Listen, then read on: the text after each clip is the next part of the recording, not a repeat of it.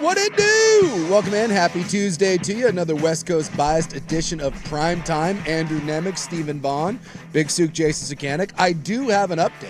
I have heard from Roppenheimer himself. The great Isaac Ropp has reached out for the very first time.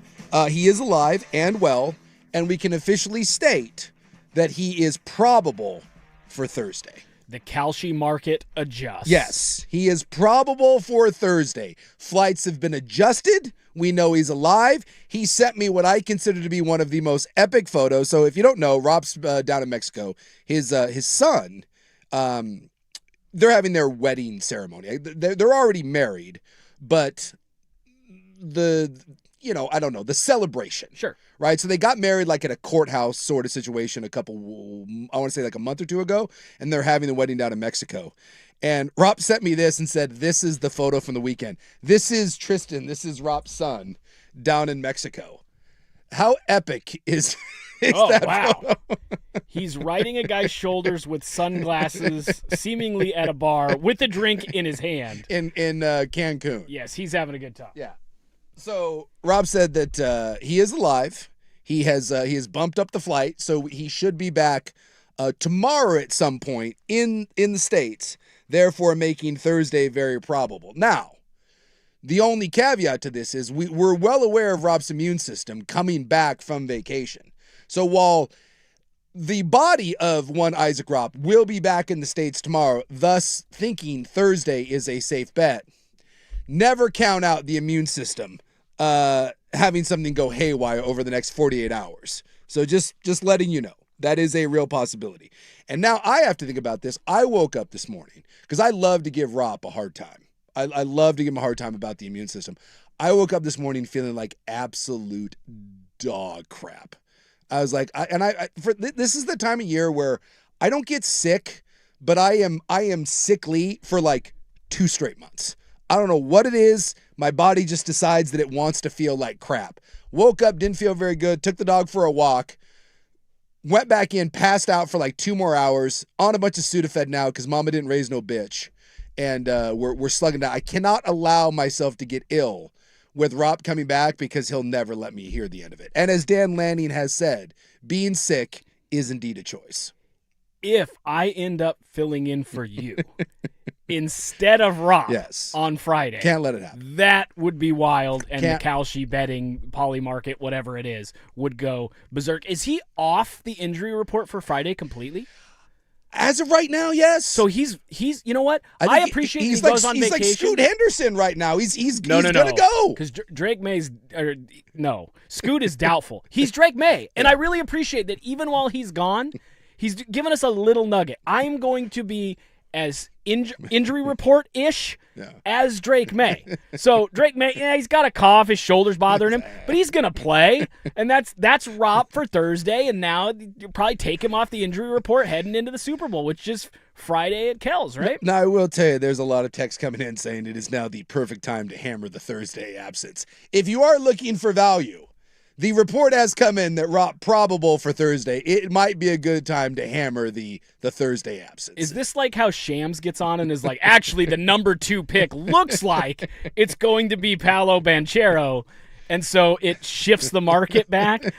Are you saying he shifting the market? You never know with that guy. You just never know. I was just happy to hear from him and knowing he was alive because I have not heard from him down in Mexico, and that photo of Tristan was phenomenal. That's a great photo. That's a great photo. That's like that. The destination wedding is pretty cool. Plus, I'm a big fan of what Mexico has to offer.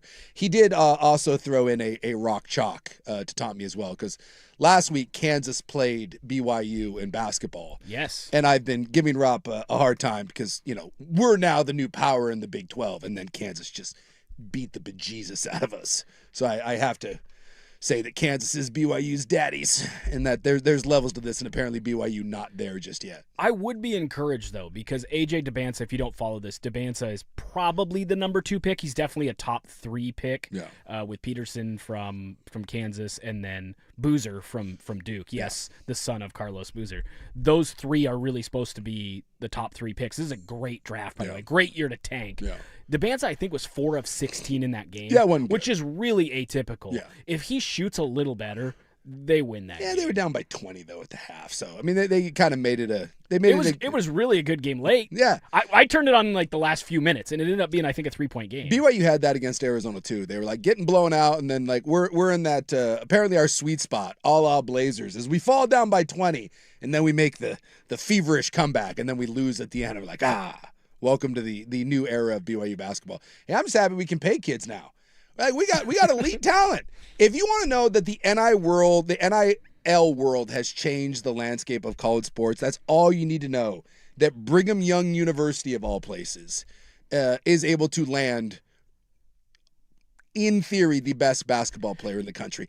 If you would have gone back and told me that when a plucky 17-year-old Jason Sukanik committed for some godforsaken reason to that school, that we would land, whatever it is, 25, 30 years later, that we would land the number one basketball player in the country, I would have laughed in your face. And here's the thing. When people ask me how much does NIL matter, Yeah. and people say, well, it's still about relationships and stuff. That's the icing on the cake. AJ DeBanza, we know, had he gone to any other university, probably can date, we'll call it date, air quotes, Date. any woman he wants for 24 hours, 48 Yes. hours a week. NIL was so sweet at BYU, where you can't have sex or drink, that he went there anyway. So how much of a factor is NIL? Dude, It's a pretty big factor. if you give me, now the report is $7 million. I don't know if I buy $7 million. That seems like a lot. I think BYU bought $7 million. It seems, but let's say it's 5. Let's say they Basketball players get paid a lot. Okay, so maybe the top end basketball so players. you think it get might a be? lot. Do you think it might be 7? I do not think 7 for a non-traditional power is out of the realm of All right, possibility. so he got $7 million. You're telling me, and it's not a year. That dude supposedly has to not drink and have sex for 6 months, right? You enroll September 1st, and basketball season is done in March. So you have, that's it. For $7 million, you can't, and let's be honest. You don't have to keep it in your pants. You just have to be coy about it. And so, I mean, come on. Well, for God's sakes, I moved around a lot at BYU. I think in my 5 years, I think we did the math. I think I lived in 13 or 14 different places. Wow. Yeah. Well, the key is to pack light, and then when something happens, you just leave. Honey Badger failed 10 drug tests at LSU. Did he really? He needed the Jason Sukanik school of not getting caught. Well, I just 13 different places to live in. I think it was 13. That's incredible. That's moving more than 3 times a year. Well, again, there were times I came home once, and I would just stay. We would live in houses with a bunch of teammates, right? And that's pretty standard for everybody. But I would never put my name on a lease for the most part. And I would just be there were times you're like, well, this is done. Like I came home once, and in the crawl space, like one of my guys decided that he was going to grow weed, and you could smell it. Like the moment you walked in the house, I was like, well, this is going south. Mm-hmm. So it was like, it's time to leave. We had once where one of my friends hung one of our neighbors in a bit of an anger fit over like a 3-story balcony. And I was like, well, that's time to leave. Because it was like, when things like this would occur, you're like, it's time to go. He Suge Knight Vanilla iced him? Yeah. Yikes. We were hanging out one night, and we were eating tacos and drinking and watching a movie. And I guess it was a little too loud, and the lady came next door. It was like a married couple. At BYU, there's a lot of married couples. And she pounded on the door and was all pissy about the volume. And so, we were like, oh, yeah, we'll turn it down. The moment she left, like, it got turned up louder. And then, like, after the second or third time, she sent the husband over, and the husband came over with a real, like, kind of, how dare you? It didn't go well. Right. He was just, someone kind of, vanilla iced him over the balcony, and I was like, and that's probably time to leave. We'll say, though, of my recruiting class, I think we had like 25, 26 of us. 2 of us made it all the way through. Good work. To graduate with no suspensions, no having to go spend a semester at Snow College, none of that. I one of them. That is an all-time great upset. Yes. And this is why the poly market kind of thing Yes. exists, for this very reason. By the way, I think it's just absolutely adorable that you say Dabansa gets offered $7 million, and all he has to do, like if you had to, you would take $7 million and you would give up sex and alcohol for 3 months. It's not like it was $7 million and no one else offered him money. Yeah. I'm sure he was offered true. like 5.5 at Duke, 6 at UConn or something. So is that extra? And it's $1 million. But if you're Dabansa, is it worth it for the extra? Let's say call it $750,000. Sure.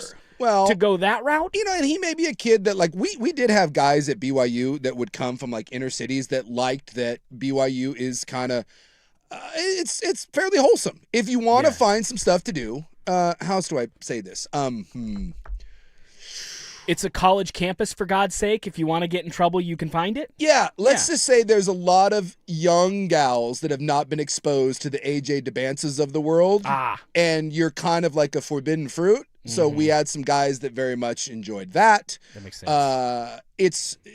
It is actually it's, if for the right person, it's probably a very fun environment, and that it is pretty wholesome. You don't have to deal with a lot of the frat douchey crap that you do at other places. There are some selling points to BYU. Don't get me wrong. And they got really nice facilities, and you get a good education. I don't know the whole reason he went there, but $7 million certainly helps. And at $7 million, you can probably get a very, very nice apartment, condo, house away from the scene. And if you would like to get into some stuff, I'm sure you can get into some stuff. So it's like, Fair enough. I'm not saying that he's being the most wholesome person in the world for the 8 months he's at BYU, but I don't know. I don't know him from Adam. I just think it's interesting in this world. I never thought that a place like BYU would ever be a real contender because there's just such a limit that you can recruit to. Right. But money solves a lot of those. Money solves a lot of those issues. And that's why he is the perfect example for me. When people ask me as a recruiting guy, how much does NIL matter? Yeah. BYU landed arguably the number 1 basketball player in the nation. Yes. With not allowing alcohol or sex on campus. Yeah, was it the it matters a whole lot. Lincoln Riley was on with Colin, I think it was earlier today. At least I saw the clips going around today. And he just said that, it's no longer just one area of the country that's paying people. Right. And some people are giving him crap. But, I mean, essentially, he's right. Right. The SEC was doing this long before anyone else and did it at a higher level, and it was more sophisticated. And the rest of the country has caught up. And it's no longer now about religion. It's no longer about necessarily the conference. It's about, do you have boosters, and do you have a university that's willing to put in cash? And if you've got cash, we've seen this from SMU, we've seen it from BYU, we've seen it from, certainly we've seen it from Oregon for the last 30 years. We've seen it from now Indiana here this year. Texas Tech, right? Yeah. If you've got dough, it's you can be a player. You don't need to be a blue blood. You don't need to be in the greatest conference in the world. You just have to have backing. You get out of it what you put into it. And some people don't like that, but I certainly think it's more fair. It's unfair to some places because they'll never have those sort of resources, but they were never going to be competitive in the other one. I certainly think that this has opened the door more so than the old system. Oh, by a lot. Not even close. By a lot. Again, Indiana winning a national title, it's the most improbable story of my lifetime. It went from improbable to impossible to improbable. Because 5 years ago, that story was impossible. It couldn't happen. Yes. You're 100% right. And I've talked about this before. I mean, it's not news that I said I knew a coach really well who was a source of mine who moved down to the South to a team, got a promotion from where he was at to down in the South. And he said, and this was before NIL, they had a salary cap for their current roster to keep players, and they had a salary cap for their recruiting class. Yeah. And then when NIL activated, it kind of multiplied that number by 2.5, 3, 4 times. But the Pac-12 was really genuinely trying to enforce the rules for the most part, and USC getting absolutely smacked for the Reggie Bush stuff put the fear of God in USC and a lot of the Pac-12 schools. So they were pretty much on the up and up, whereas the SEC, I repeat, had a salary cap pre-NIL. Yeah. Don't tell me the SEC was dominant because they were just, that's where the players are from. Yes, that helps, but guys leave if the money's somewhere else. There's a lot of good West Coast quarterbacks that for years were going to play in the SEC, going to play in the Big because they're getting paid. That was like what Nick Saban said that. He said something to the effect of none of those players would leave the South if not for being paid. And you're like, hey, dumbass, they were only staying because they were getting paid. Correct. I love that, like, the kid from Alabama is only staying at Alabama because he's got some sort of It's the kindness of his heart. yeah. It's just it's silly. So it's the rules for thee and not for me. So there's a lot of problems wrong with college football right now and college sports in general, but this spreading of the talent, you'll just never convince me that that's bad. If someone gave, and now the cycle's over, so we had to wait till next year. Sure. If someone gave Oregon State $15 million right before the transfer portal opens, you can retain who you want, and maybe that costs you $4 of that million. Now you've got $11 million to go spend on a roster. What do you think the chances are they win the Pac-12? Would you put it at even? Would you put it at some of that does depend on, you have to have a competent coaching staff and all that. But yeah, if you got 15 to 20 million to spend on your roster on top of it, yeah, you legitimately, I think you instantly become one of the two favorites in that conference. Boise State and Oregon State. Yeah, I agree. Hands down. Yeah. Just, you just have to find a way to come up with cash. All right, we come back. It is Super Bowl week. We got NFL Media Day stuff and a nice little anniversary, which I think still to this day might be the most improbable thing I've ever seen. I always enjoy the on this day, and I saw this come across my timeline. And you never know what's going to happen in a Super Bowl, so don't write off the New England Patriots just yet. A West Coast bias edition of Primetime when we come back.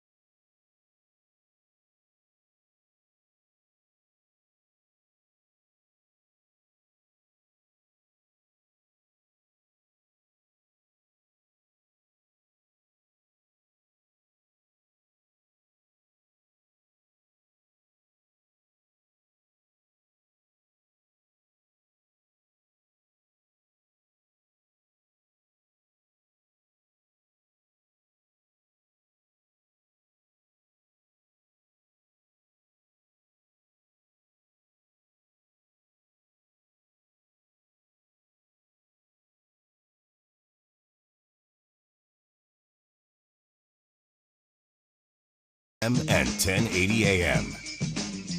Welcome in. It is Super Bowl week. Media Day was yesterday. Apparently, San Francisco, by the way, is like one of the great cities on the planet. I love San Francisco. But supposedly what they're doing here, it's just a giant S show because half of the stuff's happening in the city, half of the stuff is happening out at Santa Clara, and they had Media Day at San Jose. So it's, everyone's just bitching that this is like the worst logistical Super Bowl that you've had in a while. And they said there was like no juice at Media Day because it was out at San Jose and people couldn't get out there. So it's kind of a weird, clunky sort of event. It is funny how events in certain cities work and in others don't. Like the NFL Combine continues to grow, and Indianapolis just works because of what they have as far as the setup. And even as it's continued to grow, and there's been talk about moving it to bigger venues or bigger cities, it's like, well, it's mostly for scouts and evaluate, and they all have a system in place. It is funny how it seems like a great setup. Like there was the year it was in Dallas and didn't they have a snowstorm? Yeah. And it messed up the whole thing. It is funny how that works sometimes. Yeah. And so I was watching some of the Media Day stuff, and this was kind of one of those weird ones where I have a buddy of mine who is a Washington State trooper that does security for the Seahawks now. And so they've brought him down to the Super Bowl, and he was texting me stuff from Media Day. He was texting me photos. I was like, oh, crap, you're down there. He goes, yeah, they brought me down. And he sends me a photo of one of the media scrums, and there's just this big goon standing in the background. I was like, wait, is that Will Ortner? The great Will Ortner from The Fan is down at Media Day. He works for some like YouTube company down in Dallas, and he covers the Seahawks. Will Ortner had to move from Portland to Dallas to cover the Seahawks and is now at the Super Bowl. Oh, as someone looking for jobs, some of the absurdity of the things that I get asked, or just like, hey, you could cover this team, but we need you here. Yeah. It's like, I have a house in Portland. I can cover Northwest sports from here. And it's like, actually, we'd like you in Arizona. And you're like, why? It was just weird that I have a good buddy of mine at Media Day for security purposes who's now sending me photos of our former employee who's now in Dallas covering the Seahawks. I was like, what a strange, weird world. It is weird. That is. But I'm a sucker for one of those, like, this day in history. Mm-hmm. And I was kind of scrolling today, and it was this day in 2008 that I still think the most what the hell moment in Super Bowl history was crowned. And that was the David Tyree catch involving these New England Patriots. 2008, the greatest football team I've ever seen was the 2007-2008 New England Patriots. And that should have been the perfect season. It really should have been. And they were done in by Eli Manning's athleticism and David Tyree. Eli Manning somehow broke through the grasp of 3 defensive linemen, including one that had him dead to rights, and then he hucked a 50-50 ball up while 3 DBs stood around, and then Rodney Harrison in his 8-inch vert couldn't get up, and David Tyree caught the ball off his helmet. The most absurd play that I've ever seen in my life, and that led to the end of what should have been the greatest football team of all time. If that play doesn't happen, there is no debate. We are talking about that New England Patriot team as the greatest football team of all time, and now it's just kind of a team that's lost to history. No one talks about it other than, I can't believe they lost to Eli Manning. Yeah, it is funny when you look back at the Patriots' history, it's more about their dominance over time. No one points to a specific team and said, this was their crowning team. And we would have, had they won that Super Bowl, we would say the ultimate, the best team to ever play and with the most longevity ever. And instead, it's more of a longevity dynasty argument than greatest team ever. And I don't think it's a debate. I mean, this was a fluke game in a lot of ways. I do think that's the best NFL team that's ever been constructed. Yes, and yet, that team as constructed with Randy Moss, they never won one. That was Gronk, Aaron Hernandez, all those great defense players, Richard Seymour and Tyler, all that, and they never won one. Wes Welker, Randy Moss, never Tom won Brady, one. A great an elite defense with Teddy Bruschi, Richard Seymour, Rodney Harrison. I mean, just Vince Wilfork. That was an unbelievable all because team. David Tyree somehow managed to catch a ball against his helmet. And he never caught another ball in his career. No, he caught 54 passes his entire life. I think that season he caught 4. He had 4 catches that entire season, and one of them was Eli Manning just hucking the ball up. And that's how just weird football is. And when you think about the Patriots in general, like that, I kind of got to think, because Robert Kraft, it turns out, is not making the Hall of Fame either. What? Yeah. So so they got leaked. So we had the big controversy that Bill didn't make it. Turns out, because the theory was that people were not going to put Bill in because they wanted to put Robert Kraft in. Well, it turns out Robert Kraft's not in, and now we're starting down the road of they're not going to put Tom Brady in. Now, all of these guys... Can you imagine if Tom Brady's not a first ballot Hall of Famer? It kind of feels that way, right? No. If you're punishing Robert Kraft, you're punishing Bill Belichick. Doesn't that if you're Tom Brady, you have to have a little bit of a lump in your throat. You have to, right? I think if you're Tom Brady, you're thrilled because this whole thing has been an argument of who was really the king of this dynasty, right? And it's Belichick's defense that really led it. You look at their early Super Bowls, Brady wasn't even that good in some of their Super Bowls. Under 200 yards in some of their Super Bowl wins. Yeah. He was not particularly special in those early Patriots championships.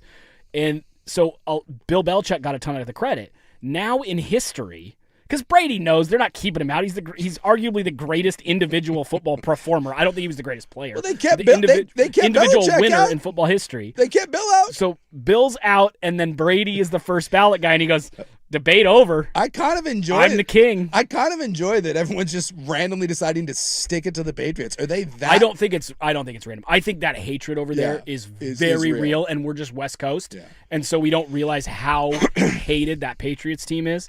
But and that whole dynasty was, but it's absolutely wild that we're gonna go down in history with Kraft and Belichick not being first ballot Hall of Famers, and if Brady's not too, they're gonna change the rules. Yeah. Brady will be the tipping point where they change the rules and say we can't have this. They break anymore. it. Yes. Yeah. I wonder if they will just. But when Brady does come up, and I'm not sure when he comes up. Was it 5 years after you've last played? Right. I think it is. I believe that sounds right. So it should be. It'll come up here, but you know that there is going to be a massive media push. That will be the most interesting Hall of Fame vote of our lifetime because of what happened with Kraft being left out again, Belichick getting left out, and the storm that caused. When Brady's time is on the ballot, that there will be so much pressure to vote him in. Oh yeah. I think it'd be great if you have enough old crusty-ass voters who are like, nah, we're going down on our swords. Screw it. Let's not put Tom in. Deflate gate. And then we'll start because I've seen it now. People are trying to tear down LeBron, right? Like LeBron made the All-Star game, and now everyone's like, it should have been Kawhi Leonard, and they've been propping him up.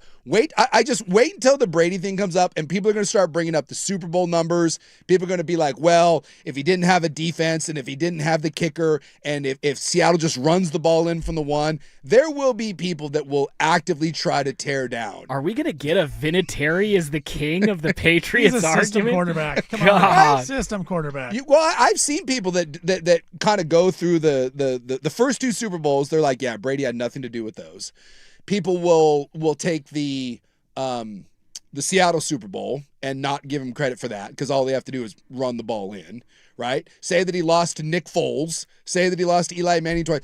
I mean, you will see people that put together arguments that they try to tear down Tom, that he's a very good player, that was not a victim. I guess he would be the beneficiary of circumstance, right? That if you put one of 20 great quarterbacks on that team. If you put Rodgers on that team. Yes, they're the same thing. There is a part of me because you're going to do it too. No, you're going to do it. No, I'm not. Now. I'm not. Troy Aikman could have been the greatest had he been on that team. No. I think Tom Brady is one of the greatest players to ever play. No, in so the he NFL. said one of. He's one of. I do think you could make an argument that he's not the greatest single quarterback from a pure talent evaluation standpoint ever. If you were grading skills, I think you could put no, it's not a teardown. I think you could put Elway from a pure tools ahead of him, and I think you could put Manning. But what he did as a winner is unimpeachable. I mean, there's no debate there. And that's where I get frustrated because we turn that little bit of something, because that's a real something. Sure. That Tom Brady, tools wise, if you were grading him as a scout, maybe you have him as a top 4 or 5 quarterback Tom ever. If you were to build a quarterback in a lab, no one would ever build Tom Brady. That's my point. You would not. You you would build a John Elway would probably be 1, and Manning might be 2. And that's okay. But we take that little tiny bit of something and we try to turn that into like, well, maybe he's actually not even a Hall of Famer. And you're like, whoa, why do we have to take it from 0 to 60? Because, and you guys, I know you're teasing me, but you guys even start teasing me when I'm like, well, and I do think there's discussion. I do think there's worthy discussion around greats. And I think, and it's unfortunate, the apex of this is in basketball with Kobe. Yeah. Because he passed away, and you have people who worship the icon that was Kobe. And then anytime you die young, whether it's in music, film, whatever, and I'm not saying Kobe doesn't deserve it, but we all know that when you die young, oh God, you get boosted a little. This bit. is no, it's fair. You get. I'll say it. You get Kobe elevated. Kobe is now a little overrated by most NBA fans because he passed away so young. He really good player, could win championships, but at times he was a chucker who was inefficient, didn't like his teammates. Actually asked to be traded out of LA to go to Chicago. People don't remember that. Quit in the postseason once. Quit in the postseason against the Suns. Some of his best seasons, his team didn't make the playoffs. The whole Colorado thing. Let's not forget that. Like, well, I don't talk about that with his NBA resume, but I get what you're saying. Right, and that's the thing is he is boosted a little bit. Like he's still a great player, still a top 15, 20 player, but most people have him top 5, top 10 now. Yeah, I have him in that 10 to 15 range, and he's a legend, and he's incredible, and he's phenomenal. But we do this to certain athletes, and it works both ways. And in the kind of anointed area, you have LeBron, Jordan, and Brady, who we find reasons to kind of bring them down a peg, like you mentioned with him being selected. Well, he technically shouldn't have had this year. He shouldn't have been an all-star. Right, but we've been doing that forever for the most iconic players, putting them in 2, 3, 4 years too long. And on the flip side of that is young star who unfortunately passes away too soon or whose career ends too soon. We start to propagate their career and say, hey, let's bump them up 10 spots. And I think Brady and Kobe are on opposite ends of that, where Brady gets demoted because of the longevity of his career, and he's so hateable and such a punchable lesbian-looking face. And on the flip side, Kobe passed, so he gets propped up. But the Tom winning in Tampa, that was, if Tom hadn't gone to Tampa and won that, it's a different conversation. But because he kind of did that, that's the one that really he did it away from Bill. He did it with a team down there. That's why he's a first ballot Hall of Famer. Yeah, that kind of planted. Because he quote unquote did it by himself. He did it by himself. That's the one that kind of planted the flag. You're right. I do think that changes the narrative. Yeah. I think had he not won that, had he gone to Tampa Bay and they lose in the divisional round, you'd say, well, Manning went to Denver, and even though he wasn't the reason he got one, like you would start to have some of that. But instead, again, it's an unimpeachable resume. Narratives matter. And so let's talk about it when we come back. Super Bowl. What narratives do we have in this Super Bowl? Because it kind of feels like for a game of this magnitude, we don't have a lot, except maybe one who might be able to plant a Hall of Fame flag if their team is able to finish this. Here, though, Stephen with Sports. Now, from the George McCoy and Warren Allen Sports Desk, a Sports Center update on the Fan Sports Network, 105.1 FM and 1080 AM. This update brought to you by Mountaintop Metal Roofing. No maintenance, energy efficient, fire resistant, and a lifetime warranty. Do it once, do it right. Visit mountaintopmetalroofing.com. First on the Fan, NBA trade deadline heating up. As the deadline is Thursday, the Grizzlies are trading all-star forward Jaren Jackson Jr. to the Jazz for 3 first-round picks, along with some players. The Celtics, they are acquiring Bulls center Nikola Vucevic for former Portland Trailblazer guard Anthony Simons. College Football Playoff has announced some schedule changes. They will not have a game on New Year's Eve this season to avoid playing the same time as NFL Thursday night. Probably a smart choice. And instead, the CFP quarterfinals will be held on December 30th, which is a Wednesday at the Fiesta Bowl. And then they will have a triple header on Friday, January 1st, 2027, which is the New Year. Falcons president of football Matt Ryan would not commit either way Tuesday to Michael Penix Jr. being the team's starting quarterback going into next season. New England Patriots owner Robert Kraft, just like his head coach Bill Belichick, was not selected into the Pro Football Hall of Fame. Just like Belichick, this was Kraft's first year on the ballot. Trailblazers take on the Suns on NBC tonight, 8 p.m. tip. Danny Avdia out. Portland Out for Portland, Phoenix, 2.5-point road favorites, and 3-time Olympic medalist Lindsey Vonn ruptured ACL in a World Cup crash, but says she will still try to compete at the Winter Games. She lost control coming out of a jump last week, hurt herself, but she will still participate. For more sports scores and stories in 30 minutes, I'm Stephen Vaughn from the Georgia Coy at Warren Allen Sports Desk. Hurt and missing work. Insurance companies acting like jerks. Don't call your mom. Call Georgia Coy at WarrenAllen.com.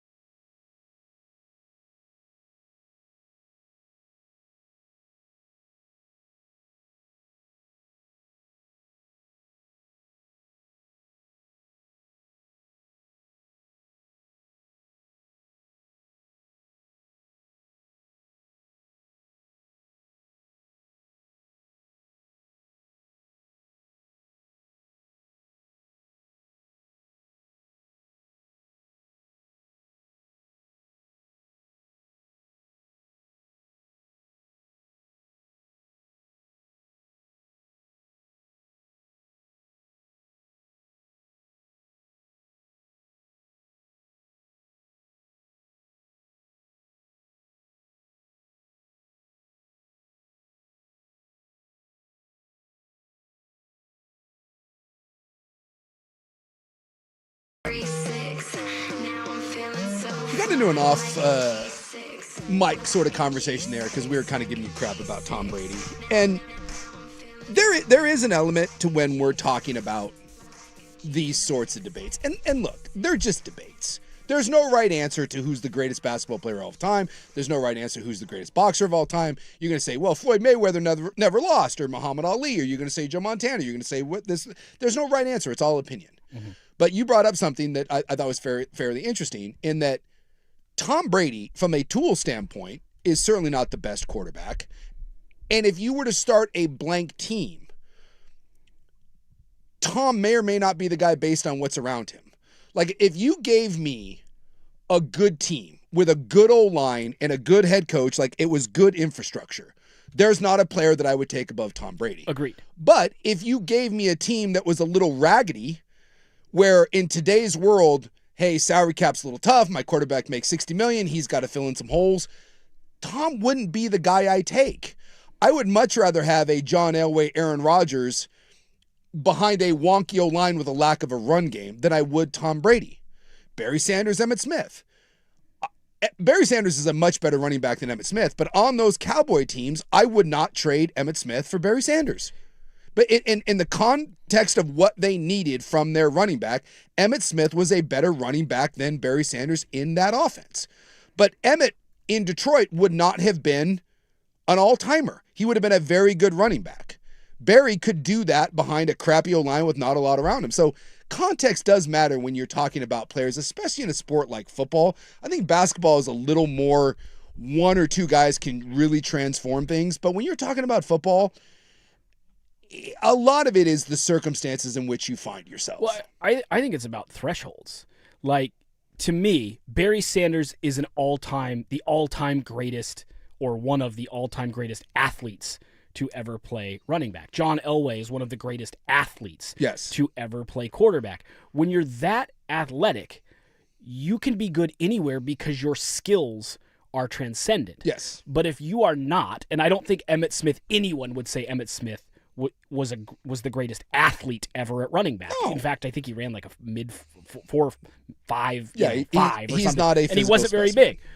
Similar with Tom Brady. You see Tom Brady at the combine in his baggy whitey tighties. It's one of the great photos of all time. And it's like, okay, this isn't a great athlete, but if you put all the thresholds around him, give him a good enough O-line to let his accuracy shine, to let his competitiveness shine, to let his football acumen and IQ shine, all he needs is that like minimum benchmark. You give me a top 15-ish O-line and a top 15 defense, we're going to be at least in the conference championship every year. Yeah. But if you put him on the worst of the Browns teams, his accuracy doesn't matter because he's not getting away from a pass rush. And I think that matters. Like, to me, there's a weird world, and I hate that I think this. I think there's a world where on the right team, Josh Allen would look like a better player than Tom Brady because if they had just a terrible O-line, he's running for his life and he has to make things happen. I do think at some point Brady just gets frustrated and can't do anything. Nobody's open. He can't just stand back there because he's getting drilled. And I even mean when he was younger. I'm not saying when he's older. Whereas Josh Allen, because of his legs, can create some things. But in almost every other circumstance other than Armageddon of your team, I would take Tom Brady. I'm not taking shots at Tom Brady here. And I think that nuance is really difficult for people sometimes to understand because you think Josh Allen's better. There's no world where I think that in most situations. But there is a world. It's like the Marvel multiverse. That's true. There is a multiverse where Josh Allen is a better player than Tom Brady. For instance, someone brought this up and they threw out the Patrick Mahomes in Super Bowl 57. That Super Bowl where Mahomes was playing against the Buccaneers defense when Mahomes had no offensive line. That's a really good point. Patrick Mahomes single-handedly tried to keep them in that game. Go back and watch that. And granted, they got blown out, and Patrick Mahomes was making plays in that Super Bowl. He had one where he went Superman and threw a ball while like diving forward that should have been caught for a touchdown. That's the sort of game, and I know it's never going to mean anything because they lost the game, they lost it big. That's the sort of game where Patrick Mahomes is the greatest quarterback of all time. And Joe Montana, Tom Brady, Joe Burrow, some of those guys could never even be competitive in a game like that because of the circumstances around him. Right. And that's all I meant during the break. Peyton Manning. If you put Peyton Manning in that Super Bowl with the Chiefs O-line, Peyton Manning dies. Yeah. Whereas Mahomes, for a while there, felt like he might be single-handedly being able to keep them afloat. Yes. Yeah. Yes. Manning's another one that had to. Manning needed that sort of structure around him. Right. And that's not taking anything away from Peyton Manning. It's just the truth. Right. Some guys are built for all circumstances, or maybe can live in a chaotic world. I think it would be fun to build a team of best player ever versus all circumstance best player ever, if that makes 100%. sense. So you'd get like 7-on version, you'd want Tom Brady to just stand there and Yes. diagnose and just pick you apart, Yes. and he's unstoppable. But I think John Elway is better in it could be any universe. You could have the worst offensive line That's Patrick or Mahomes. or Mahomes. It's backyard football. Yes, We played on the playground. If I'm playing with a backup O-line, Tom Brady is not in my top 10 quarterbacks I'm drafting, and Patrick Mahomes is number one. I don't know if I would pick a player over Patrick Mahomes if he had to just, hey man, you're just gonna go out and do this by yourself. You're just, hey, we ain't got a lot of help for you, man. It's a lot on 15. Give me Mahomes back there running around. He's unique that way. And there are players who have been propped up significantly because of circumstance. Yes. And it's a great point. Like Barry Sanders in any world is one of the greatest running backs ever. Yes. Emmitt Smith on some teams Is not he's just a guy. He's not great. Yes. But given that he had a great O-line and his versatility, his ability to pass protect, his ability to catch the ball out of the backfield, his ability to just find a way to bulldoze his way for 5.3 a pop, that kept the Cowboys offense moving and rolling in a way that almost no other running back from his era could have. Barry would break a 70-yard run, but he would also have 6 plays that he would get tackled for a loss. Right. And in the Cowboys offense, Barry, we can't have you putting us behind the sticks. Emmett wasn't going to give you negative yards. Emmett may only give you 4 or 5 yards on the carry where Barry would give you 12, but the negative plays weren't there. And I'm telling you, go ask Jimmy Johnson or any of those guys if they would trade Emmitt Smith for Barry Sanders. And they wouldn't, even though Barry Sanders is infinitely a better pure running back than Emmitt Smith. But in that time frame and that team, no. So it is. And that's why team sports, essentially, it's very hard to have these sorts of debates. And that's all it is. It's a debate. And they're kind of fun to have. But anyone that tells you that definitively it's this, that's just kind of, we just like to kind of bloviate. We like to plant our flags in the ground. You're a LeBron guy. You're a Brady guy. You're a Jordan guy. You're an Elway guy. We have these, and a lot of it is when we grew up, what we watched, what you kind of romanticize. We all have our own biases towards those sorts of things. Yeah, and I think the most dependent on situation of any position's receiver. And you can look at a guy 100%. like Justin Jefferson. Yeah. If you put Justin Jefferson on the Rams this year, he would have put up Puka Nacua, Jackson Smith, and Jigba He's the numbers. best receiver in football. Instead, he's with the Vikings and J.J. McCarthy, and people are like, something's kind of wrong with him. Yeah, J.J. McCarthy. Nothing's really wrong with him. He just has J.J. McCarthy. And situations matter in football, and sometimes it does prop you up a tier or two better, and sometimes it's the right circumstance where you're the perfect fit for that, and it allows you to thrive and become an all-time great when your skill set, your raw scouting report, wouldn't necessarily say you'd be that guy. All right, who has the advantage in one key matchup here that could determine the Super Bowl when we come back?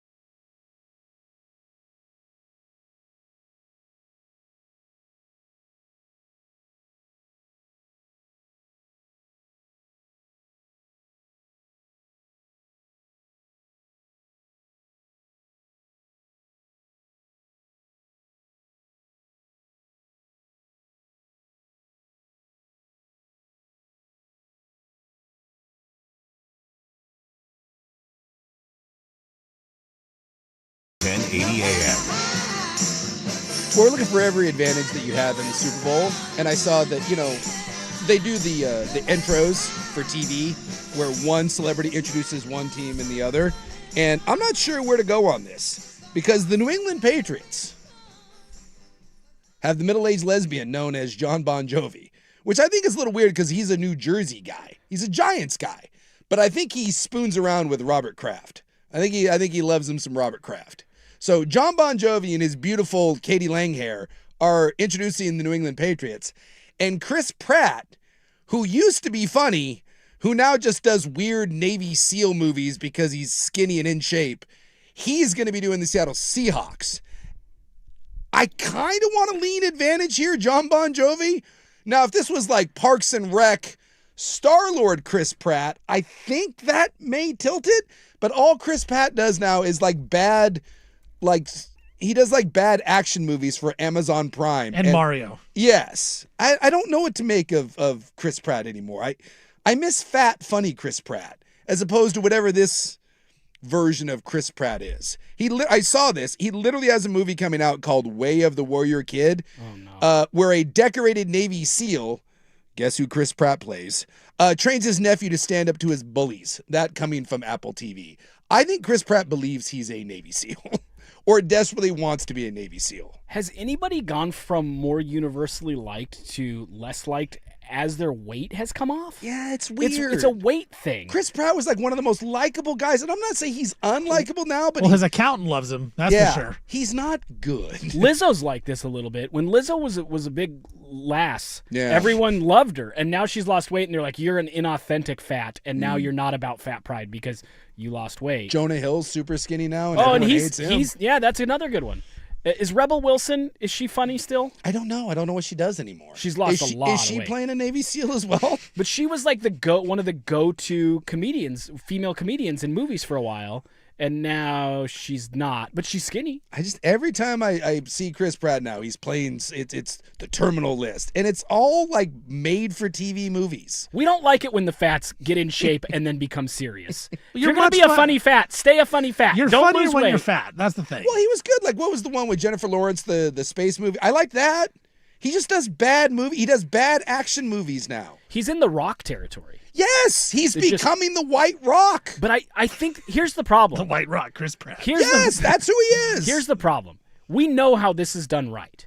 I make bad movies, but I have fun with it. Adam Sandler. Thank you.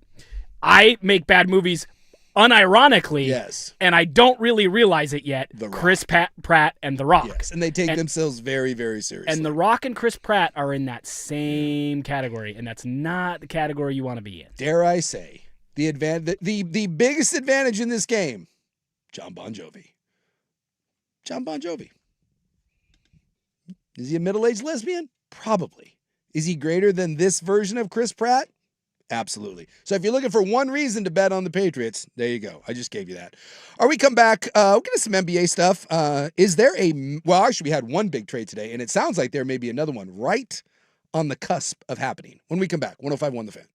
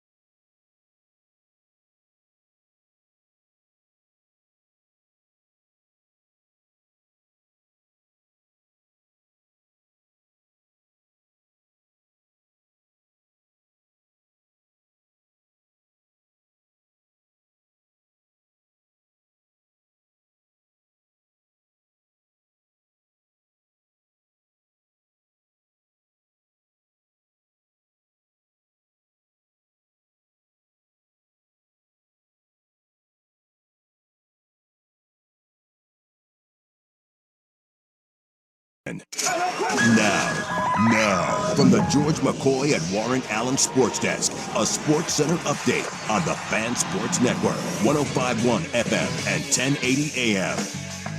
First on the Fan, NBA trade deadline heating up right now. Memphis Grizzlies, they are trading all-star forward Jaren Jackson Jr. to the Utah Jazz in exchange for 3 first-round picks and 4 different players: Walton Clayton Jr., Kyle Anderson, Taylor Hendricks, and George Niang. While the Boston Celtics, they are adding Bulls center Nikola Vucevic from Chicago in exchange for former Trailblazer guard Anthony Simons. College football playoff will not have a game on New Year's Eve this year. They're making a little schedule adjustment. They don't want to play on the same day as the NFL Thursday night game, so instead they will be playing their quarterfinal game on Wednesday, December 30th for the Fiesta Bowl, and then having a triple header on Friday, January 1st, New Year's Eve or New Year's Day. Falcons team president Matt Ryan came out today and said he would not commit either way to Michael Penix Jr. being the starting quarterback for next season. New England Patriots owner Robert Kraft, just like his head coach Bill Belichick, was not selected into the Pro Football Hall of Fame class. And just like Belichick, this was Kraft's first season on the ballot. Blazers take on the Suns on NBC tonight, 8 p.m. tip. Denny Advia out. Suns 2.5-point road favorites. And 3-time Olympic medalist Lindsey Vonn ruptured her ACL in a recent World Cup crash, but she says she will still compete at the Winter Games. For more sports scores and stories in 30 minutes, I'm Stephen Vaughn from the George McCoy at Warren Allen Sports Desk. Hurt and missing work. Insurance companies acting like jerks. Don't call your mom. Call George McCoy at WarrenAllen.com.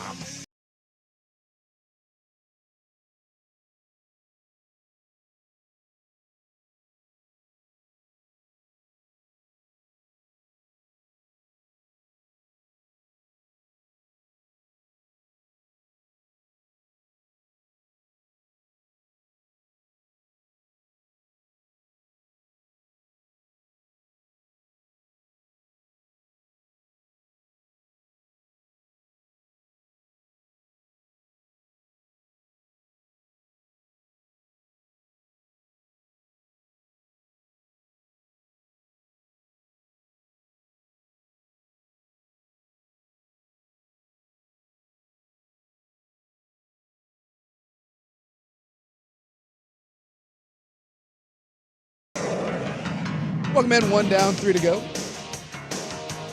Get to the NBA. We had a major trade today. Supposedly the James Harden thing, by the way, could happen any moment. Sources are saying that the Cavs and the Clippers, very, very close. So he plays currently for the Clippers, for Yes. people who don't know or don't follow the NBA. Yes. And they've won He like is- 17 of their last 20. They started off the year just like in nightmare fuel, and now they're just the hottest team in the NBA, and apparently James Harden has magically been like, I don't want to be here anymore. You can bet on where he will play his next minute. Mm.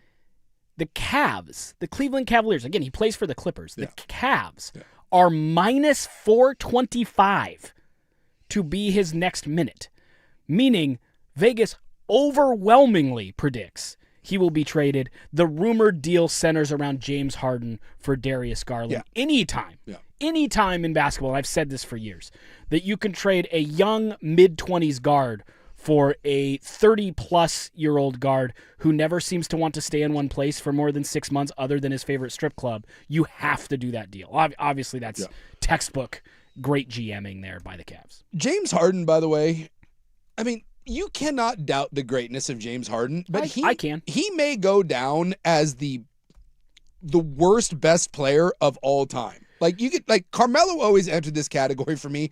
Carmelo Anthony was one of the best pure scorers in the league, and I would want nothing to do with Carmelo Anthony. James Harden is one of the best pure offensive players like you've ever seen. Some of the numbers that he put up, I think he had like a 19-game streak where he scored 30.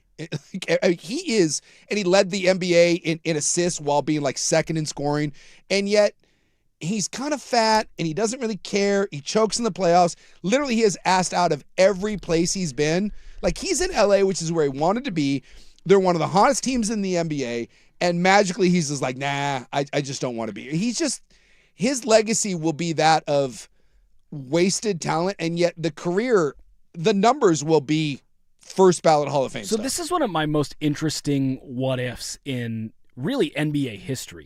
There was a time where OKC had 3 of my favorite candidates for, if you did their career differently, we would appreciate them so much Westbrook, more. Durant, and Harden. Russell Westbrook also belongs on the list of people will swear he's a great player who played with him, but you wouldn't want him on your team. Yeah. He's right there with James Harden. Sure. Those are 1 and 2 of that debate. And his has gotten worse decade. as the career has gone on because the efficiency and everything is kind of you can't shoot. And then he just, as the athleticism dipped a little bit, whereas Harden has still been able to kind of maintain because of the skill set. And then you look at Kevin Durant, who's inarguably one of the greatest 3-level scorers ever. 50% from the field, 40 from three, 90 from the free throw line. He was the best player on those Warrior teams that won 2 titles with him, and that was with Draymond, Clay, and Steph. Kevin Durant was the best player on his team. And outside of those, most of his career now, you think about the Nets, you think about his time with the Suns, the Rockets, he's still an elite all-time scorer, an all-time basketball player, and yet I bet his hit rate on relevant seasons come NBA postseason where his teams are involved. Yeah. He's one of the greatest players of all time. It's less than 50%. Oh, yeah. There are so many seasons where Kevin Durant is irrelevant, despite the fact that you might call him one of the most gifted 5 just pure scorers in the league. In hour one, you guys are talking about just like pure quarterbacks, like who the best quarterback of all time is. It may not be Brady skill-wise. Kevin Durant might be the most skilled basketball player ever. He's up there. 7 foot and can dribble like a guard, can shoot better than anybody. Defensively at his peak, he was one of the best defensive players too. Like you put him in a lab, make him a little bigger, obviously. You can't have the skinny guy, but Kevin Durant is a guy that you would build.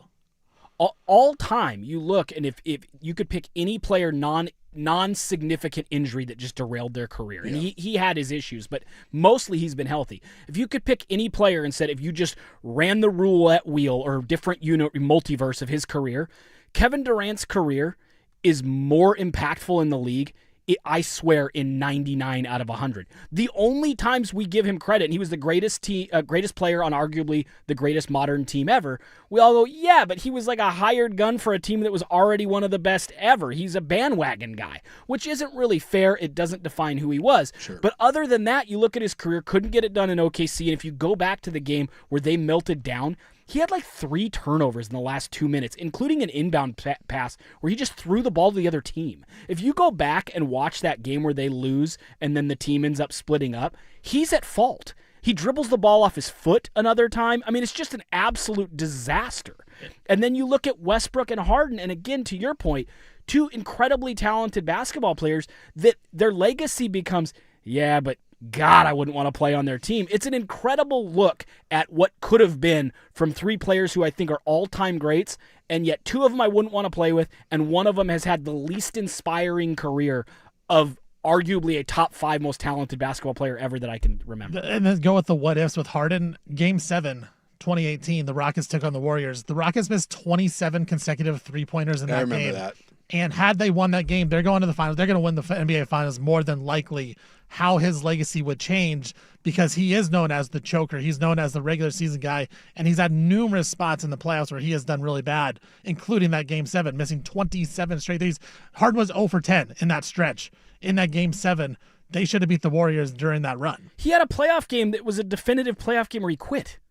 He just wouldn't shoot. He passed it to his teammates. I'm out. Dude, it's an elimination playoff game. It's that group is so incredible to me because there was a snapshot where if you could have taken any core 3 in the NBA, it's not even debatable. You would have taken Westbrook, Harden, and Durant, and they have been 3 of the most polarizing figures in basketball since then. Durant's, again, incredible, but underachieved kind of everywhere he's been in terms of team success, other than the Warriors, the most loaded team ever. And then Westbrook and Harden, who statistically, again, we go back to that word, unimpeachably great, and yet you kind of go, ugh. They've also all bounced around the league, too. I wanted to look it up, so when Harden's career is over, he's 36, he'll play another 2 years, right? And then it'll be done. He still plays at a high level. He's still really good. He will be one of 3 players, just 3. He will be in the top 10 in points and assists. Yep. The other 2 will be this guy by the name of LeBron James. Pretty good. And who's this other one? Michael Jordan. Oh, pretty good. That's it. He will be top 10 in points and assists. And, I mean, it's just rarefied air. And yet I just don't know how we end up thinking about him. I mean, maybe if he goes to Cleveland, he wins a title, and maybe does that change? Because it sounds like he's going to play for the Cavs. Yeah. Sounds like it's only a matter of time before he's with the Cavaliers. That's why I said he may go down as the worst best player. He is better than Carmelo Anthony ever was. And Carmelo was great. James Harden was better than Carmelo, and he will go down as the worst best player of all time. And that's a weird distinction. But good luck telling James Harden that his career has been tainted. I'll bet you that guy doesn't give two flying you-know-whats. Definitely not. He will look back and be like, I am one of the 10 greatest players of all time, F you. He's just one of those guys that will never see it any other way. He's also going to make the all-time list of ugliest dudes who got the most play of all time. Because without a beard, oh my gosh, without a beard, guys, oh my gosh. And that dude is famous for being a ladies' man. Can you imagine just the amount of skush that guy has ran through in his NBA career? If you were to, I know, that's the whole Wilt Chamber thing. If you just lined up the amount of just strippers and Instagram models and just hangers on, I'll bet you, if you were to compile that group shot for James Harden, I'll bet you that is one of the most holy hell sort of collages that you could ever put together. The Stephon Diggs of the NBA. Was it when he? Yeah, except as great as Stephon Diggs is, he's no James Harden. Harden's got an amount of money that Stephon Diggs and fame that you can't fathom. I think you might be wrong. I'll bet you Stephon Diggs, and how much money is Stephon Diggs made? It's not about money. It is about money. It's not about money. It's not. Because, dude, James Harden was hanging out with Kanye West. James Harden is in a different. When James Harden was in Brooklyn, supposedly the only reason he wanted to be in Brooklyn because the facility was by strip clubs. That dude was hanging out with Hollywood moguls. You know he was at the Diddy freak-offs. And everyone he was at the Baby Oil. And everyone says Stephon Diggs moved in silence. By the way, the all-timer that I think people know in basketball history, but I don't know if the general public knows, the all-timer is Dominique Wilkins. Dominique Wilkins is supposed to be, easily pushing Chamberlain, if not topping Chamberlain. He was in Atlanta for his whole career as a legendary dunker. Yeah. I mean, a highlight. It wasn't even the human highlight reel. Yeah, it was the human highlight reel. Dominique Wilkins, everyone says. If it's not Chamberlain, it's Dominique Wilkins. So I don't know what it is about Houston, Atlanta. We've got some all-timers coming out. It's the culture. By the way, Stephon Diggs made about $150 million. Harden is approaching $500 million. There's just levels to this game. I don't think that's a thing. There's levels to this. It is. It's not. Harden is flying private. That dude's got yachts. He's hanging out with Yee. That's just, there's levels to this. Have you seen the video of Stephon Diggs passing out illicit drugs to two white girls and then going below deck in his yacht? Once you reach that number, that's like a Monday for James Harden. A Monday for Stephon Diggs. James Harden dropped a 30-point triple-double after that. Stephon Diggs has impregnated 7 women in the last 18 months. I think you guys are That's missing Sean it Kemp level with stuff. Stephon Diggs. I think you're missing it. I do remember when Sean Kemp, they did that SI about the paternity test, and there was the gal that had the framed paternity test on her mantle. Hand to God, go back and look it up. And I think 2 of them were Sean Kemp's, but there was a lady, and it was it's the worst flex of all time. There was a gal that I think had 4 kids with NBA or athletes, and she framed and mounted each paternity test, which is just the weird. We all got hobbies, Suk. I mean, come on. Imagine walking into someone's house. She has a gauntlet with the Infinity Stones. NFL, Major League Baseball, NBA, NHL, European soccer. Boom. I'm always amazed at how athletes, they all end up with the same gals. You would think that there's enough Instagram models to go around. That's the weird part. But it's not. They all end up with the same ones. Those girls just have to do it better than everyone else. It's just, there's got to be a hustle factor. I'll never forget when Anthony Simons was here, they played Brandon Ingram, and Ingram hit the game-winning shot over Simons. Yeah. And then the whole story was like, oh, yeah, Anthony Simons just had a baby with Brandon Ingram's old baby mama. And because Ingram was, yelling at him. Yeah. He's like, yeah, who's the daddy now? If you go to Charming. if you go to a Blazer game, do yourself a favor.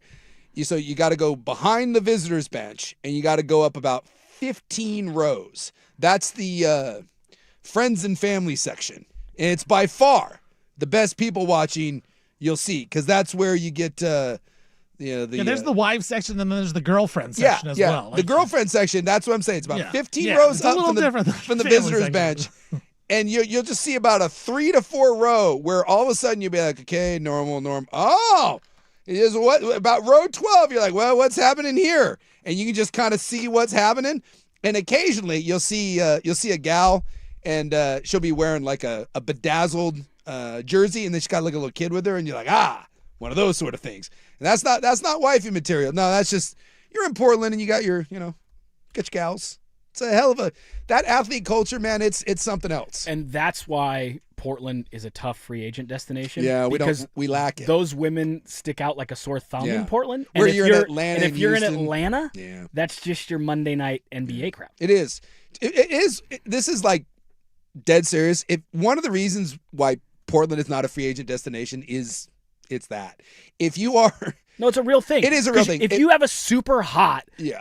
African-American woman in the crowd in Portland, unfortunately, she's going to stand out like a sore thumb because there's not a lot of African-American women in Portland. In Atlanta, in Houston, it's totally a different thing. If and you are because of that, if you're a 25-year-old African-American millionaire, the sort of people that you would like to associate with do not exist in Portland. And again, if you have that girl at the game and your wife is also at the game, everyone goes, who's she with? And you figure it out right away. Where if you're in a city where a lot of women look like that, and they're all at the game, and they're all fishing because they're all celebrities. They all have their money. Whatever, it's a celebrity town. You can't just go, who is that? Because it's like, well, that's just a girl with season tickets. Yeah, it's the almost famous scene. Hey, who she's with? And everybody, me. You got to have yes. Can't stick out. It is. It's one of the dirty secrets about Portland as a free agent destination. It's not even a dirty secret. No, it's just, NBA players will tell you. Yeah, we just don't have the nightlife that exists in other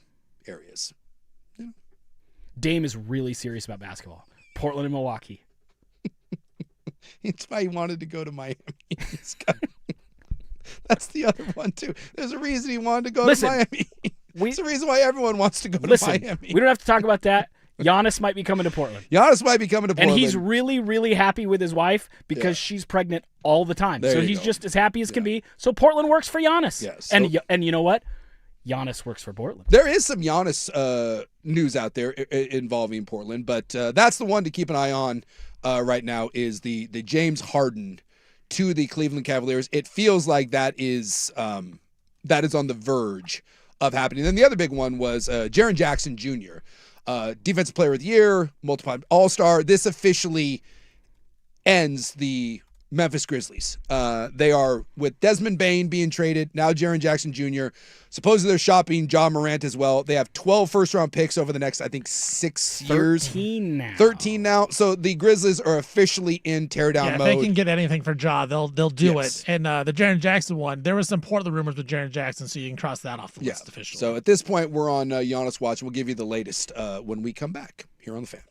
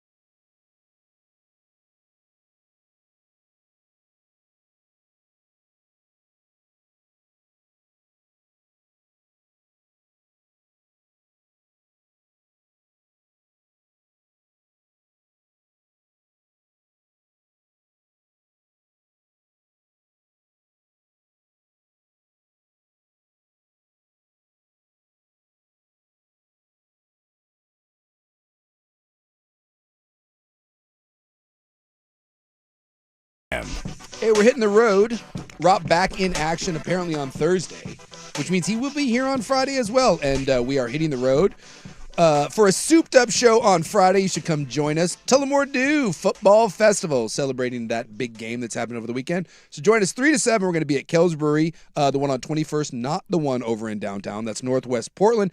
This Friday, February 6th. Get ready for Sunday's big game with Primetime at Kells on the 21st. Tullamore Dew will have giveaways throughout the show, including tickets to Portland's biggest St. Patrick's Day celebration, the Smoker and Irish Fest, which, by the way, I'm telling you, you want to go to. I go to that thing every year. My favorite event that we do in Portland is that Smoker, which is a boxing event. They fly in a bunch of boxers from Ireland, and they fight local kids. It's usually like in that 18 to 22 range. Guys just, trying to kind of make their way. Great freaking night. Timber Joey actually is the MC of it. That's cool. And it's such a good night. So we're going to be away tickets to that. So join us 3 to 7. The Tullamore Dew Football Fest at Kells on 21st this Friday, 3 to 7. You've talked about it enough, both on air and off air, Yeah. that I was really hoping Rob would call out so I could go. But it's really weird as the fill-in on this show sometimes to show up when you and Rob are both there and be like, hey guys, remember me, Third Wheel Nimick? Jarrett Stidham, you guys, you know who I am? Jarrett Stidham, the Jarrett Stidham of the fan. I'm here too, because I want to go just to watch the boxing and hang out. Yeah. But I also feel like it's the most third wheel move ever. I understand. So I'm probably not going to go, even though I think it sounds like a really cool event, and only because it makes me look like the biggest hanger-on or dork ever if I go. That's the only reason I'm not going to go, because it sounds like an awesome time. Well, Nemick won't be there, but you should come join us anyway. Unless you're out for illness, and then I might be there filling in for you with Rob. No. As Dan Lanning once said, being sick is a choice, and I actively choose to not be sick. I do believe that unless you're just dying, I'm a big believer of sleep until you actually have to get up. So I got up and showered today at 1, right? Got up, take a really hot shower, blow all the crap out of your nose, take a bunch of Sudafed, take some Advil, throw an energy drink down your throat and suck it up and do it. And then you can go home and crash again. It takes a lot for me to miss work. And that's just there's just different mentalities. I come from a world in sports where you're just being sick isn't really a thing. That whole Dan Lanning being sick is a choice. That is a real mentality. I don't know if you saw what's been happening with the Minnesota Vikings GM who got canned, but one of the things that has come out, one, he got fired because of the Sam Darnold thing. He let Sam Darnold go. They chose J.J. McCarthy. Didn't work out. And thanks for coming. He got the heave. But one of the things that was kind of going around where people were smearing him is I guess he took 2 weeks off for maternity leave during training camp. For the birth of his child. Yeah. Well, I mean. What a jerk. Yeah. And people were giving him a hard time about that. You can't do that, though. It sparked this big. It's not in sports with too much money is going on. Yes, you get whatever. Well, this in lies the debate, right? It's that mentality of when Dan Lanning said on the show, being sick is a choice, he was not kidding. Dan Lanning will not miss a practice. And I'm not, I don't think I'm speaking out of turn. I'm guessing Dan Lanning would not miss any training camp to take maternity leave. He just wouldn't. There is certain sacrifices, and I don't know whether or not this is true or not. But the idea is when you have one of those jobs, there's just certain conditions that come along with it, and sacrificing family time is part of it. You are going to work ungodly hours. You are going to miss a lot of activities. We were talking to Lanning. I just use Lanning because he's the one coach that we talk to on a regular basis. And it's brought it up. Yeah. And I asked him about Christmas, and he said, I will deal with Christmas after we're done. Yeah. And it was just, it's true.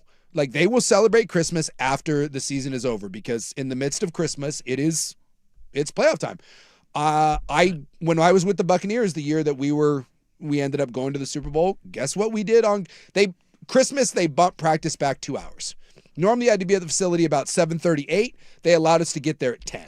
That was our big Christmas thing. That way you could wake up and open presents with the kids. And by the way, we stayed an extra hour late. It's not like we just lost 2 hours. We just stayed later. That was their big... That was the big concession. Merry Christmas. And that's just the way football is. I think there's also a limit in jobs. For me, my daughter was born August 15th. Yeah. I was doing well at the recruiting beat for the Oregonian, and they said the next time Ducks or Blazers opens up, it's yours. You can have it. So I waited, And then right before the season started, August, my daughter was born August 15th, my only child that I had with my wife, our only child together. I got the call, hey, this job's open. It's yours. But we need you to go cover fall camp like tomorrow. Sure. And I was like, my daughter is, and I think it was within 2 days of my daughter having been born or before she was born. Yep. And I said, I'm not doing that. But and I think there's a limit because that was not a job NFL that was going to pay me anything. But that's the difference. So that's not where it's worth it. If it was the NFL draft combine, would you go? Someone You're pointed an athlete. Right. It's a totally different. Someone pointed out there's 32 NFL GM jobs. And when you have one of 32 jobs in the world, part of the expectation is you are not going to take time off. And it just, that's what it is. And when you have a parent die, when you have a spouse, like most of the time, Joe Jurevicius was on that team with me in Tampa Bay. And Joe Jurevicius, who was a really nice guy, his kid was dying. The kid was born and there was a lot of health complications and the kid was dying. And there was the question of, will he play in the Super Bowl?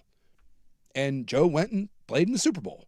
And shortly thereafter, his kid passed away, and it was like this weird sort of thing. And people praise you for that, and it's not my decision to say whether he should or shouldn't have, but that's the mentality. His kid was literally dying, and is like, no, I'm going to go play in this. Brett Favre, right, famously, his dad dies, and the next day he goes out and throws, for 400 yards. There's just certain things in sports that you are expected to fight through. And the birth of a child and taking maternity leave for 2 weeks off, I'm telling you, it did not sit well with the Minnesota Vikings, and it was one of the things that cost him his job. It's too much. It's too much time, and you're in that situation for that important of a job. I also think what's weird is not, and fine, I'll even concede that taking 2 weeks off in training camp's bad as you're trying to organize the team and get that all figured out. The fact that after he was fired, they continued to throw dirt on the grave by being like, and he cares about his family. And you're what like, a jerk. Right. They did. They smeared him. It was one of those. That's what's weird is using that to smear him, because there's stuff. Like, go look at the Vikings roster construction in the last few years. You can do all that without bringing it up. It's unironically, instead of bringing up the roster stuff, they're like, and this doof took off 2 weeks to be with his family when his kid was born. Idiot. That's what's weird to me. Again, he's already gone. Yeah. You're kicking a dead horse. Yeah. You don't need to bring up that he spent time with his family when he got rid of Sam Darnold for J.J. McCarthy. That's the reason, and you don't have to bring up the family thing. Adding that as if that's the sprinkles on top of the sundae is weird, because that does seem like it would be polarizing, but it was so obvious in NFL circles that it was out of bounds that they absolutely brought it up unironically as a major reason. All I know is this. I'm not saying it's right or wrong. I actually think it's kind of creepy that's the expectation, but it is the expectation. Yeah. Just is. And you have some people that push back. Someone mentioned Cignetti, I guess, doesn't let his coaches work long hours. Mike Riley was like that too. Yeah, Bruce Arians came out and said that if you miss something like that, like I'll fire you. Yeah. So there are coaches that push back against it, but those guys are the exception. They are not the rule. Go talk to Nick Saban. Nick Saban was famous for that. He let his coaching staff have 1 day a week where the family was allowed to come in and eat dinner with him for an hour. That was Saban's big. Well, wasn't that like Urban Meyer? When he retired, quote unquote retired, or whatever. Like he mentioned his family. His family was all pissed at him because he apologized for everything. Someone said that's why every Hall of Fame speech begins with an apology to the family. The John Elway documentary that's out right now, and for the most part, I think those things are usually fluff pieces. I ended up watching it. I wasn't doing anything, and I was kind of half paying attention to it. But there is a part in that where I actually thought it was pretty honest, and I've mentioned it before. They bring his ex-wife in, and they got to the point where Elway was kind of considering retiring, and the family wasn't doing so well, and the wife, and it's like, eh. And they basically sat down, and she kind of gave him the Tom Brady ultimatum. Was like, if you keep doing this, like, we're gonna be done. Like she Giselled him. Yeah, the family's gonna fall apart. And John was like, no, I can't leave. I need a Super Bowl. And she understood it. She wasn't bitter about it, but she was like, okay, you've made your choice.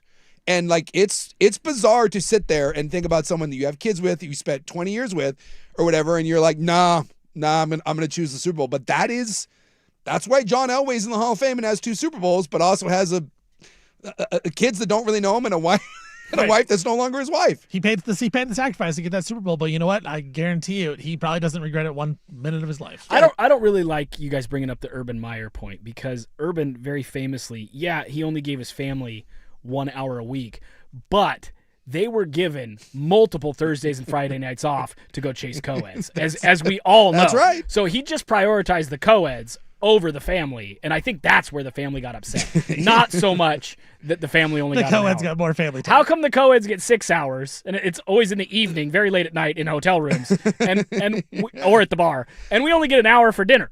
I will paint with a broad brush here, and certainly there are exceptions to this rule. But if you are an elite coach, or you are an elite athlete, and I would say too, if you're an elite business guy, An elite radio host, you're gonna be there Friday. I promise Isaac you, is right it doesn't Out work with that. family. It doesn't work that way in radio. Although maybe it does to a certain point. Back in the day, with Howard Stern and all those dudes. I'll bet you the Stephen A. Smiths of the world fall into this category, right? Who are like that guy's schedule, for whatever you think of that douche, and believe me, he is a douche.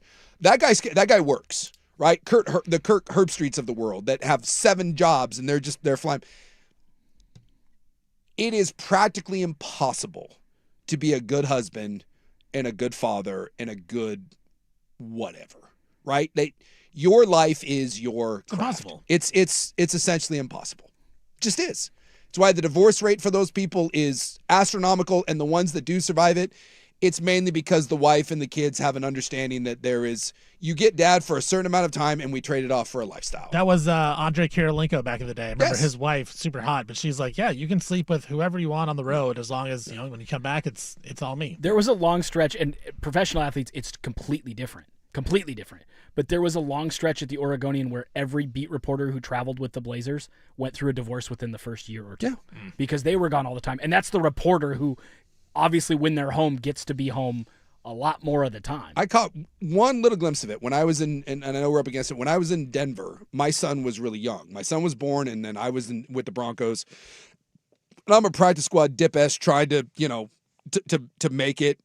And so I was staying at like extended stay Americas. Like I couldn't I brought my family down, and then I got cut 3 times. So they just were all back up here. And my son was very young, and we had a bye week. I want to say it was like week 5, 6, something like that. And we were on the road, and I didn't travel. I was on the practice squad at the time. And so the team left, I think, Friday. And sometimes we would have Mondays off completely, where we didn't have to be in the facility, anything. So we wouldn't have to be back till Tuesday. I remember asking the GM, I said, hey, are we going to have Monday off? And he's like, well, I don't know. And I said, well, I was hoping to be able to fly home and at least, see my son a little bit. And he goes, well, let me ask. And he was like one of the assistant kind of GMs or whatever. And I don't know if this had anything to do with it, but he came back to me and he goes, yeah, you don't have to worry. He goes, you can go home. And I was like, great. And he goes, but you don't have to come back. And I was like, huh? And he goes, yeah. He goes, we're letting you go. Wah, wah, wah. And like I said, I don't think I think they were letting me go anyways, but it was just kind of one of those like weird, like harsh reality. They give him reason. Yeah. I mean, it's just the nature of that business is they just don't care. It's hard. And it is hard. And I think, people are going to crave the human touch, all that kind of stuff. I actually think a lot of it for those professional athletes, it's more mechanical and you're just kind of clearing it out. Yes. There's no emotion to it. And so it's not that I think it's okay that they commit adultery on the road, but at the same time, I think it's most like, well, I'm worth $150 million. Yes. I'm not going to do it to myself. Yeah. Someone's going to do it for me. Well, and you're never around your family, and you grow apart, and and half the time the wives are back doing whatever because they have their own life, and it's just not conducive. It just isn't. Your life becomes that, and everything else takes a backseat, and it's just not conducive to having what you would say a quote normal life. There is a trade-off, and most people are like, I would do anything for that life, and and I get it because there's so much money involved in it and the fame and fortune, but there is a trade-off to it. And when everyone, and you can be like, well, I'm not going to be like that, but when everyone else in that possession is willing to do it, it puts pressure on you, because if you don't want to work an 18-hour day, someone else will. Hey, I want to take 2 weeks off. Well, the assistant GM's not going to take 2 weeks off, and that guy's not going to take 2 weeks off, so it just kind of ramps it up. Everyone's willing to do whatever to land one of those elite positions. And if you're not, someone else will. And it's just such an uber competitive, unhealthy world, but it's the world. All right, we come back in the news. Here, though, Stephen with an update. Now, from the George McCoy and Warren Allen Sports Desk, a Sports Center update on the Fan Sports Network, 105.1 FM and 1080 AM. First on the Fan, NBA trade deadline heating up. Right now, as the trade deadline officially ends on Thursday, Grizzlies, they are trading all-star forward Jaren Jackson Jr. to the Jazz for 3 first-round picks and 4 other players, while the Celtics, they are acquiring Bulls center Nikola Vucevic from the Celtics for former Trailblazer guard Anthony Simons. College Playoff is making a slight scheduling change for next season. They will not have a game on New Year's Eve this year to avoid playing on the same day as the NFL. New Year's Eve is on a Thursday. They don't want to go up against the NFL, so they'll have the CFP quarterfinal on Wednesday, December 30th. That'll be the Fiesta Bowl, and then a triple header for the other 3 games on January 1st, New Year's Day. Falcons president of football operations Matt Ryan said he would not commit either way to Michael Penix Jr. being the team's starting quarterback next season. New England Patriots owner Robert Kraft, just like his former head coach Bill Belichick, was not selected into the Pro Football Hall of Fame class. And just like Belichick, this was his first year on the ballot. Trailblazers taking on the Suns tonight, 8 p.m. tip, a late one. Then Yavia out. Suns 2.5-point road favorites. And 3-time Olympic medalist Lindsey Vonn ruptured her ACL in a recent World Cup crash, but she will still compete at the Winter Games, even though she lost control of a jump last week and ruptured her ACL. For more sports scores and stories in 30 minutes, I'm Stephen Vaughn from the George McCoy at Warren Allen Sports Desk. Hurt missing work. Insurance companies acting like jerks. Don't call your mom. Call George McCoy at WarrenAllen.com.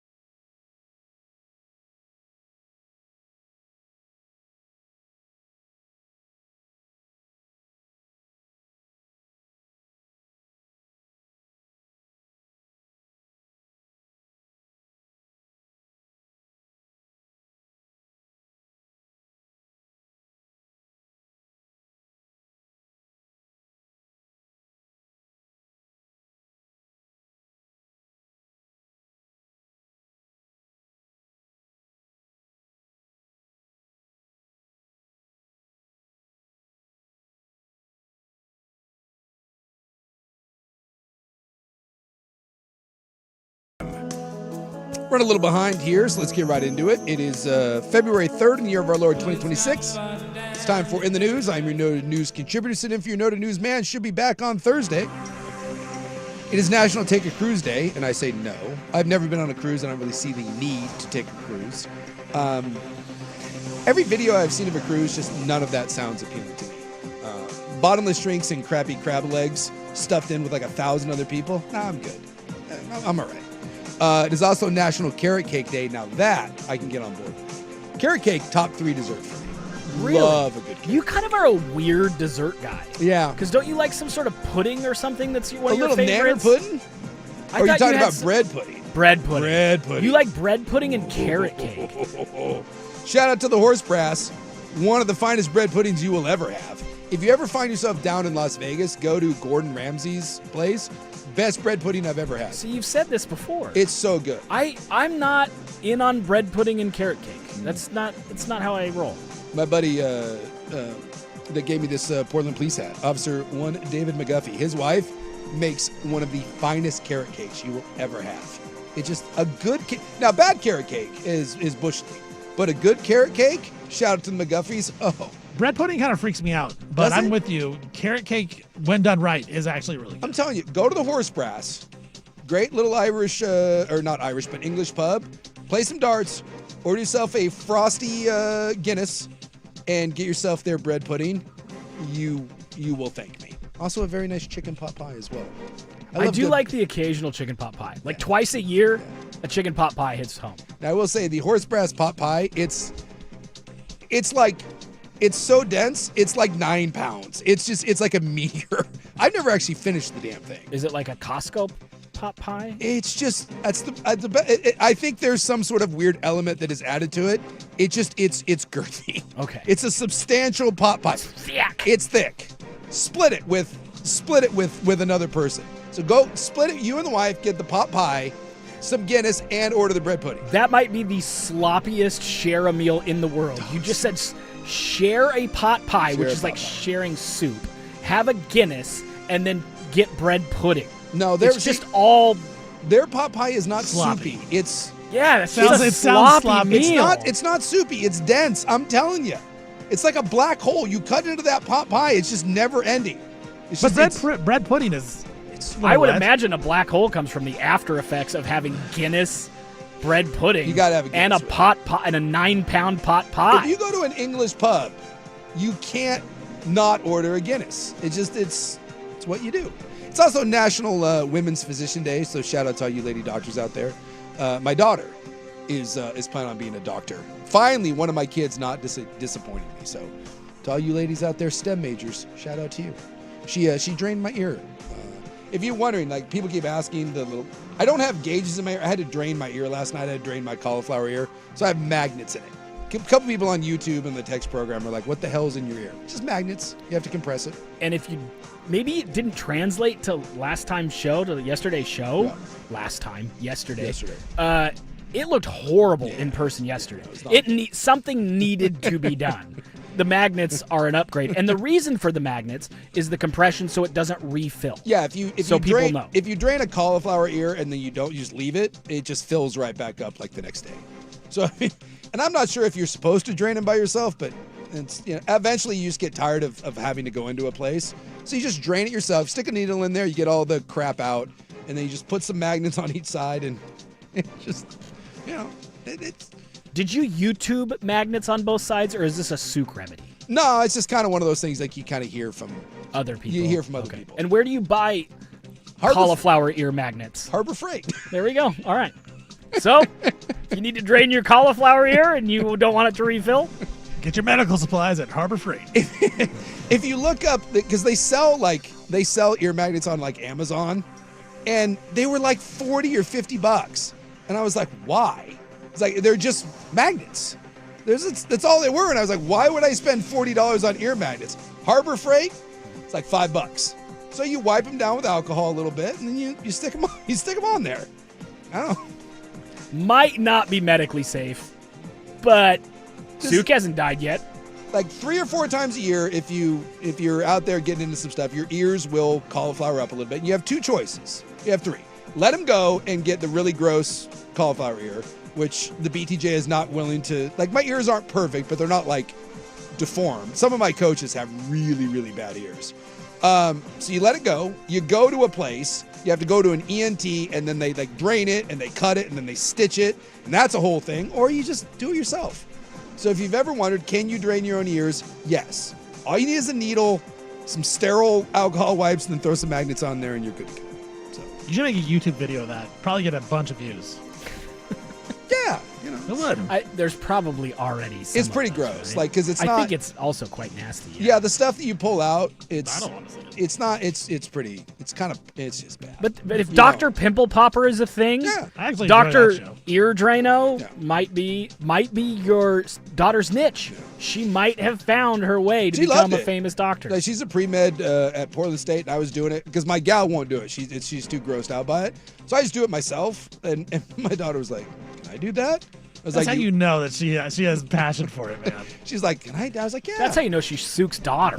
It's in there. Like, hey, I'm at home from school. You know what I want to do? Like, my There were son's signs. at Oregon. When he comes home, he's not like, it'd be really cool to drain the pus out of your ear. Like, it just definitely wouldn't be on the wheelhouse, in his wheelhouse. But apparently, it's part of the Sookanic genetics. Yeah, so now it just looks like I'm all like Portland because it looks like I got gauges in my ear. Yeah. Yeah. Very woke. Yeah, very woke of me. We come back. What do we got? We got some Portland budget news. We've got new bills being introduced in the news when we come back. This is the fans' window into sports. A view into today's top stories. Brought to you by Window Nation. Online at windownation.com. Giannis Antetokounmpo has been ready, is prepared for his exit from the Milwaukee Bucks, whether it's at the NBA trade deadline or in the offseason.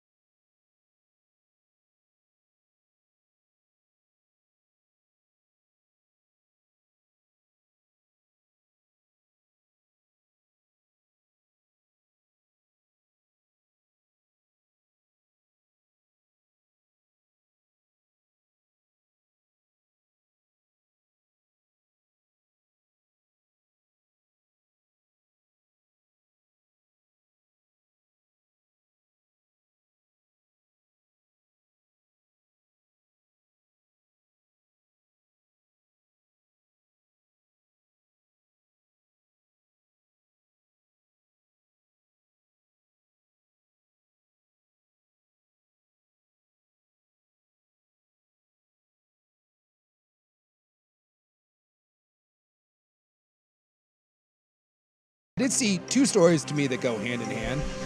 Multnomah County is facing an $87 million drop in homeless service funding for this coming year, so people are kind of freaking out. Remember last fall, it turned out that we had $21 extra million in this category that got found that wasn't used. They just found another $21 million. So there was $40 million sitting around that we didn't know we had.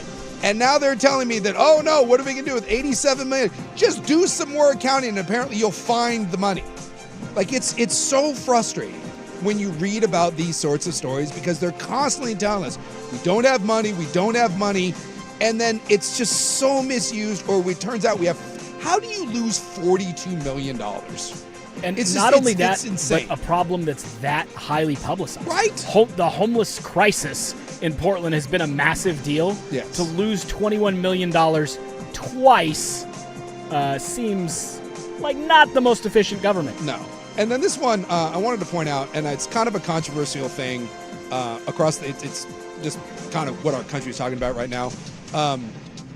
And I don't want to get overly political, but Oregon lawmakers have introduced a bill to ban masked law enforcement and require ID. And let me say, for one, whatever side of the fence you land on, God, I hope this passes. Because whatever you think of the job that immigration services does, all that, whatever. But the idea in our country that you can have people that are literally wearing masks, that are not telling you where they're at, that are showing up and grabbing people with guns. It is the most insane thing humanly possible. When the police show up, there is a badge number. You can ask them what it is. It's clearly marked. But the idea that we have people that we do not know the agency and where they're from, and they're dressed like they're playing Call of Duty, and they can jump out of unmarked cars, point guns at you, wearing masks, and take you away, and we have no idea where you go. We can't get it's absolutely insane. Whatever side of the aisle you fall on, I do not know how anyone thinks that's a good idea. So I thought this was great that the Oregon lawmakers have introduced this bill, and I hope this passes, because when you have to start wearing masks to enforce laws, that should tell you all you need to know. The more power you have, the more accountable you need to be to Yes. the people that are the subjects under you. Yes. So if you give a group carte blanche to do whatever they want, they also needs to be very transparent about who they are. Thank you. So that you can make sure those people are acting That's all I want. within the bounds Yes. of humanity, Yes. to be honest. Yes. That'll do it for In the News. We come back, we get in some headlines, and then, some Super Bowl stuff, NBA news and notes, a lot of stuff to get to here. One more hour, and then we turn into the club. 105.1 The Fan.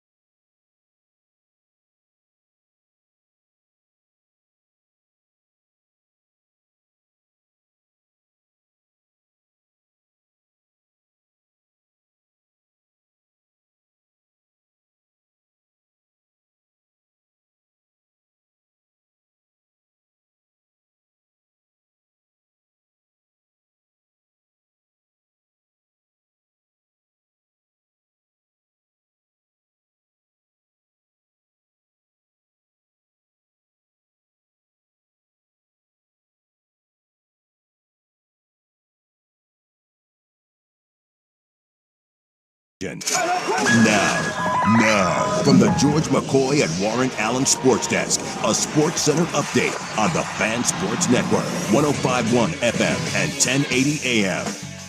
This update brought to you by Big's Chicken. Try their smoked and fried wings tossed with the perfect dry rub and served with a trio of killer sauces. Menu at bigschicken.com. First on the Fan, NBA trade deadline heating up. Memphis Grizzlies, they look like they may be tanking. They're trading all-star forward Jaren Jackson Jr. to the Utah Jazz for 3 first-round picks and 4 other players, while the Celtics are acquiring Bulls center Nikola Vucevic, while the Bulls, in exchange, get former Trailblazer guard Anthony Simons. College World Playoff going to make a little schedule tweak next season, as they will not have a game on New Year's Eve to avoid playing at the same time as the NFL Thursday night game. So, CFP quarterfinals will be held on Wednesday, December 30th at the Fiesta Bowl, and then a triple header on Friday, January 1st, New Year's Day, 2027. Falcons president of football operations Matt Ryan said he would not commit either way to Michael Penix being the team's starting quarterback next season.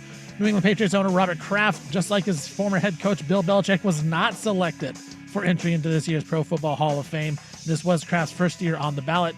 Blazers take on the Suns tonight. 8 p.m. tip, Denny Avdia out. Suns are a 2.5-point road favorite. And 3-time Olympic medalist Lindsey Vonn ruptured her ACL in a recent World Cup crash, but she says she will still try to compete at the Winter Games, even with that injury. For more sports scores and stories in 30 minutes, I'm Stephen Vaughn from the George McCoy at Warren Allen Sports Desk. Hurt and missing work? Insurance companies acting like jerks. Don't call your mom. Call George McCoy at WarrenAllen.com.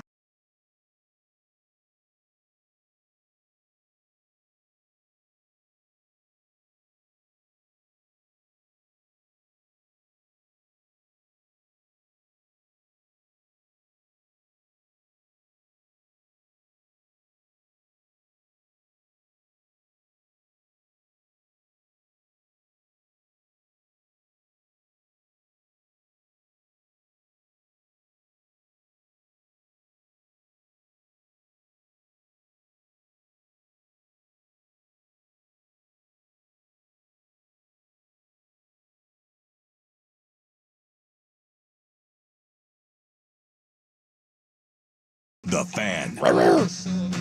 Welcome in, just after 5. Super Bowl right around the corner. We'll get into some Super Bowl stuff here this hour. NBA stuff as well. First big trade of the NBA trade line, which is Thursday at noon, happened today with Memphis and the Utah Jazz. Jaren Jackson Jr., the Defensive Player of the Year, 2-time All-Star, he got shipped to the Utah Jazz, basically for picks at this point. So Memphis, and this kind of signifies, by the way, the Blazers will make the play-in, because now that Memphis is taking, and especially if James Harden gets traded as well, the Blazers by default will end up making at least the play-in. Progress being made. But yeah, this was kind of the first big move. It also shows that Utah is tired of getting screwed over in the NBA draft. It feels like Utah has been tanking for like 5 straight years, and they never end up with one of the top 3 or 4 picks. So they're going to pair Jackson Jr. with Lauri Markkanen and Walker Kessler.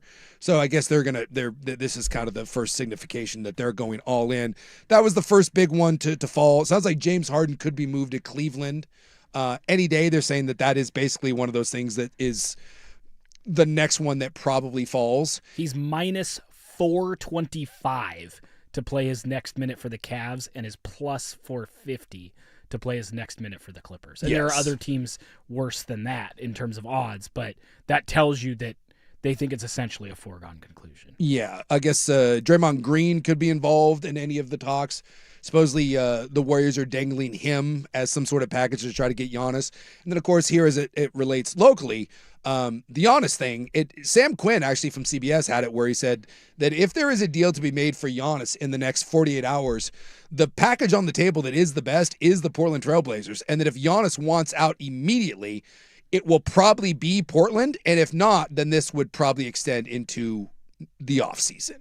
Yeah. So it's possible that we get to Thursday and nothing happens with Giannis. But it is interesting that despite, Portland seemingly 1 minute is out of it, the next they're in it. It does keep popping up in the national media guys' mouths that Portland is still very much in play for Giannis. And we do know the behind-the-scenes Dame is actively trying to make that happen. Supposedly the hang-up there is they say that Portland lacks one of the blue-chip prospects, young players that Milwaukee wants, although which is kind of interesting because when you look around at the other trade offers, it's not like there's a lot of young players coming back as far as blue chip talent. But that might be why they're saying let's wait. It's possible because nobody has that young player to trade. And if they like Shaden Sharp, he might be that guy. They can't trade him till July anyways. Yeah. So it may.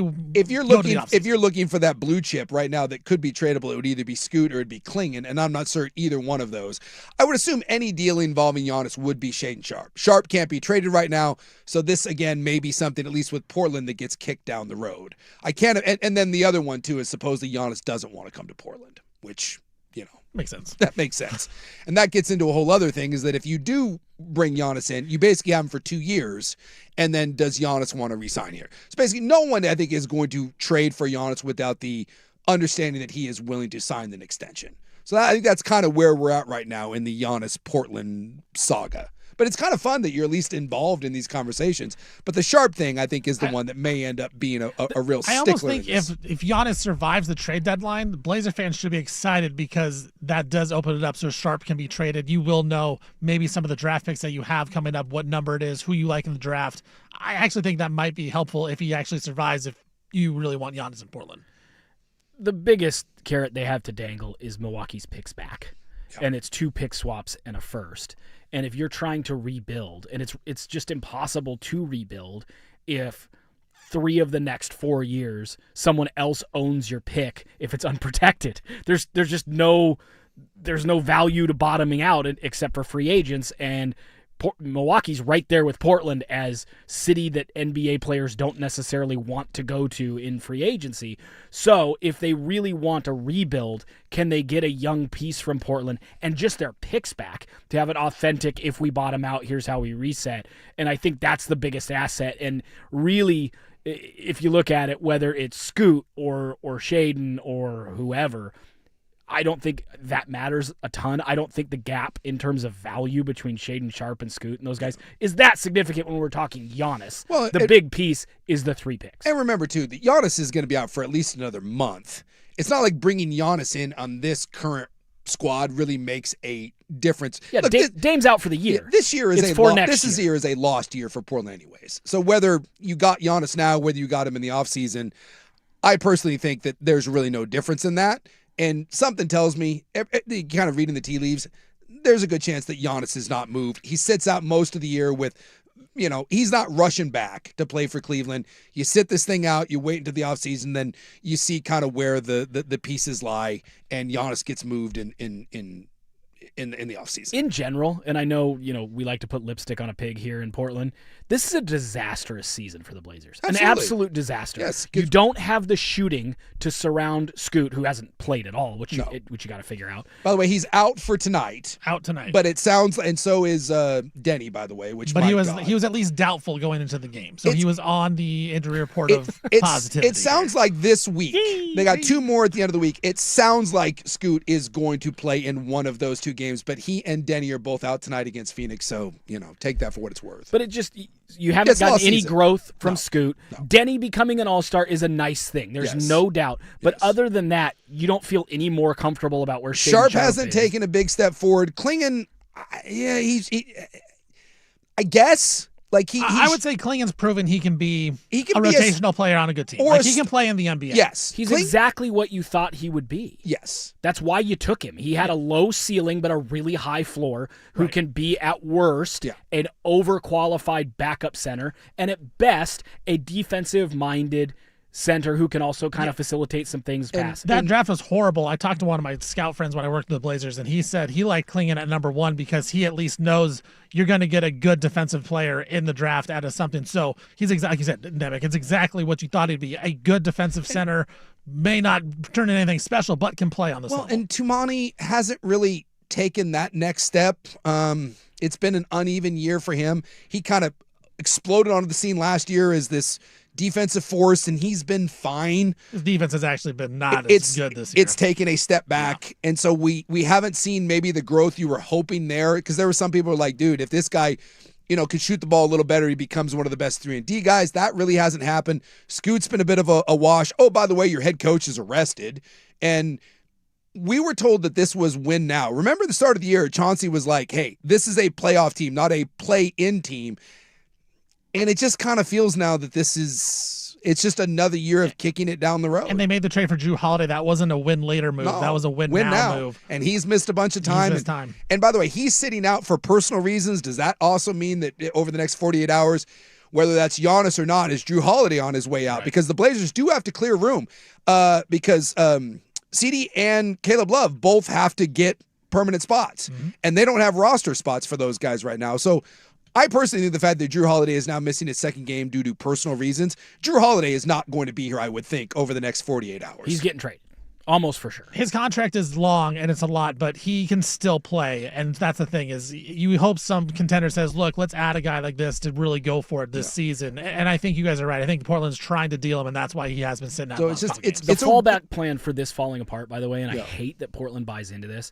Next year's going to be the Dame is back rollout. Yeah. So now they can kick it another year. It's such a joke. And the fact that Blazer fans buy into it, it makes me sick, man. I used to be a Blazer fan who watched almost every game. I check out a couple games a year now at most because it's the same thing with the GM saying, hey, we're going to go all in, or now it's a win-now team. And it's like, how is it a win-now team? You got rid of two, arguably, in Ayton and Ant. You got arguably two of your best players you got rid of. And now, and not that they're great, but who else on Portland was great at the time? Denny.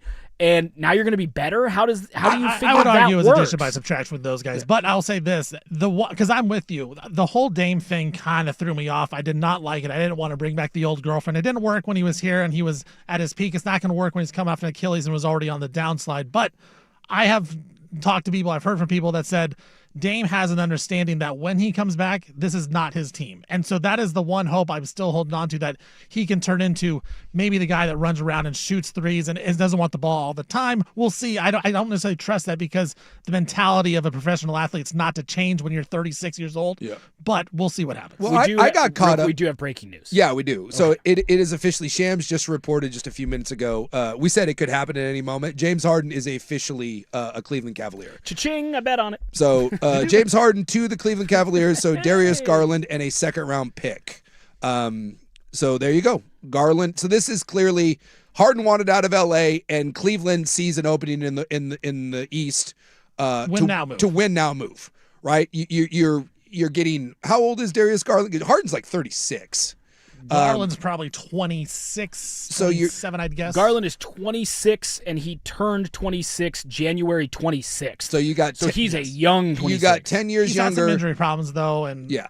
So the Clippers get younger. Defense. And look, I don't think you want James Harden when James Harden doesn't want to be there. Right. James Harden has proven that if he is uninterested, buckle the F up, which is interesting because they've won like 17 of the last 20.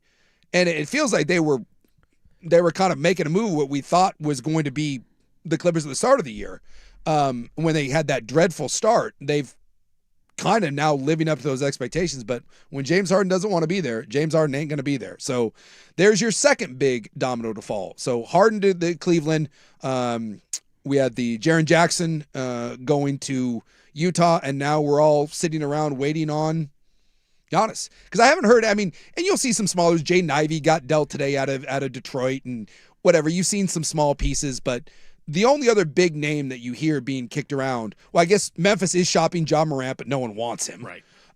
And then the other big one that you hear is Giannis. Potentially Draymond Green if Golden State wants to get in the Giannis sweepstakes. But again, how big of a name is Draymond Green nowadays? It's just a name. It is. It's just a name at this point. So Thursday at noon, the trade deadline. So now we sit and wait.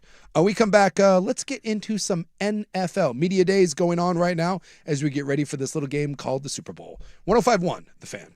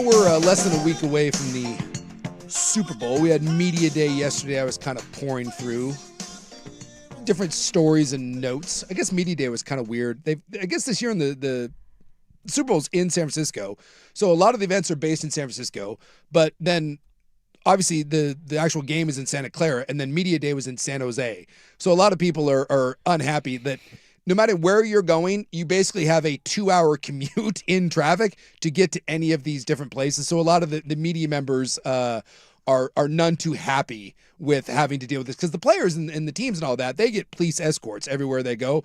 But I guess it's been a little bit of an S show, which has led to, they said, maybe a kind of less energy and not as frantic a scene as we've seen it maybe some of the past Super Bowl media events. And to get above the noise of normal dialogue about sports, it's become really common to just give hot takes, and therefore the insane media questions from Media Day no longer rise to the surface. No. Because the absurdity of what sports media says, that used to just kind of be only reserved for Super Bowl Media Day. And you'd get a few people who asked goofball questions, and then that became a story for 5 minutes, and you were left shark 5 minutes of fame. Yeah.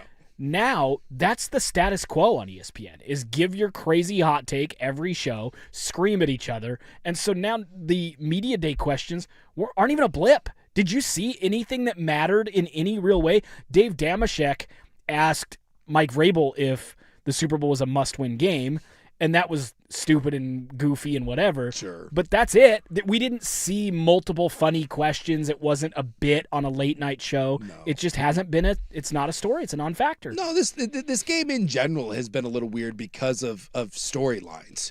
There certainly is a lack of marquee star power. And we mentioned, I think New England's coach is probably by far the most recognizable figure in this game. Yes. And it's not like that guy, and that's mainly simply because he's a former player. But how many people can pick Mike McDonald out of a lineup? I mean, the Sam Darnold thing is fun. That's a story, but Sam Darnold by no stretch of the imagination is any sort of national media player. I don't know who, Jackson Smith and Jigba is the best player on the Seahawks, but outside of looking like CJ Stroud in his new fun haircut, Jackson Smith and Jigba is more of an anonymous figure. And then Christian Gonzalez is probably the best player in New England, and no one can pick him out of a lineup. So it is kind of weird that this is the biggest, obviously the biggest game of the sports world, and two very popular franchises, and yet largely there's really not a marquee storyline here. Even the revenge game with the Malcolm Butler thing hasn't been played up as much as I would have thought. Well, we usually go into a Super Bowl and there's a handful of players whose legacies are forever defined by, okay, he finally got over the hump, or he won a Super Bowl, and that officially christens him as one of the greats of all time. Yeah. I think we'll finally go, okay, Sam Darnold learned to get out of his own way. And it won't necessarily make you think, okay, he's a legit.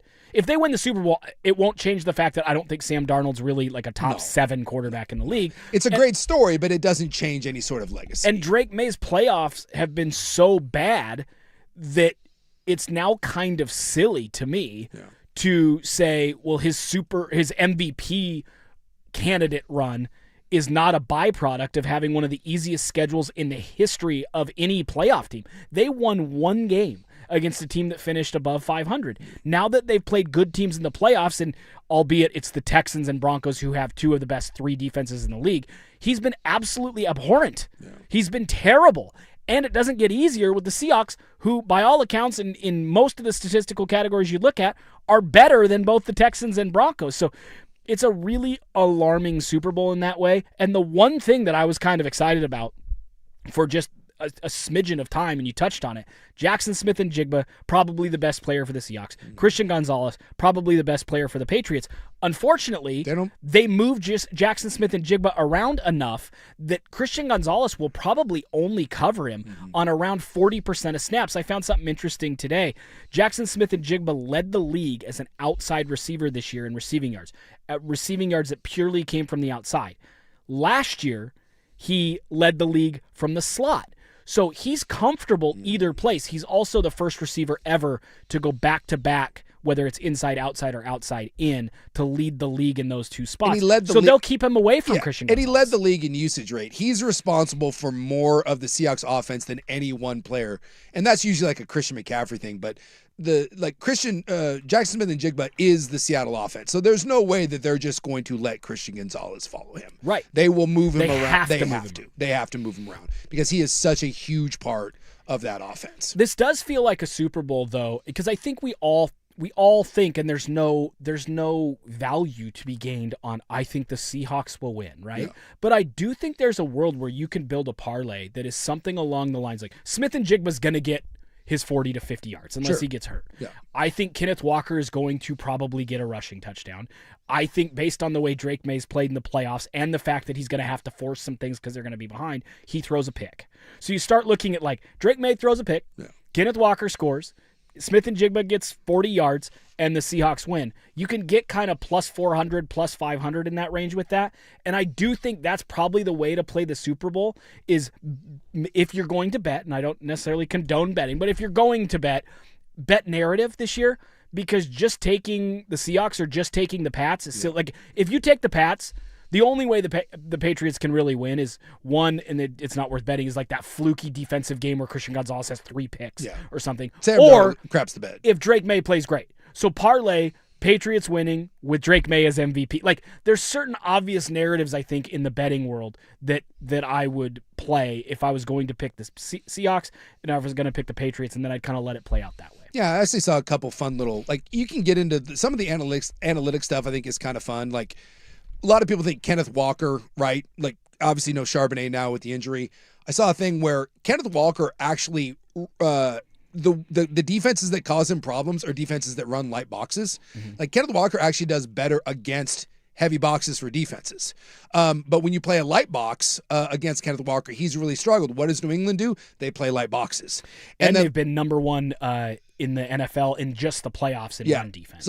So keep an eye on that this may not be a great matchup for Kenneth Walker. That's true. And then the other one I saw too today is when New England played Buffalo the second time, there's a coverage in the NFL called cover 6, where a split high safety, one side is quarters, one side is cover 2. And that Buffalo did it, and against Drake May, it was absolutely a disaster for Drake May. And no one really runs a lot of cover 6. It's not a real popular coverage. But Buffalo did it over 50% of the time in that second game against Drake May. And he really struggled against it. And guess what every team basically has been playing a ton of since? Cover 6. Guess who's the number one team in the NFL during the regular season at just running cover 6?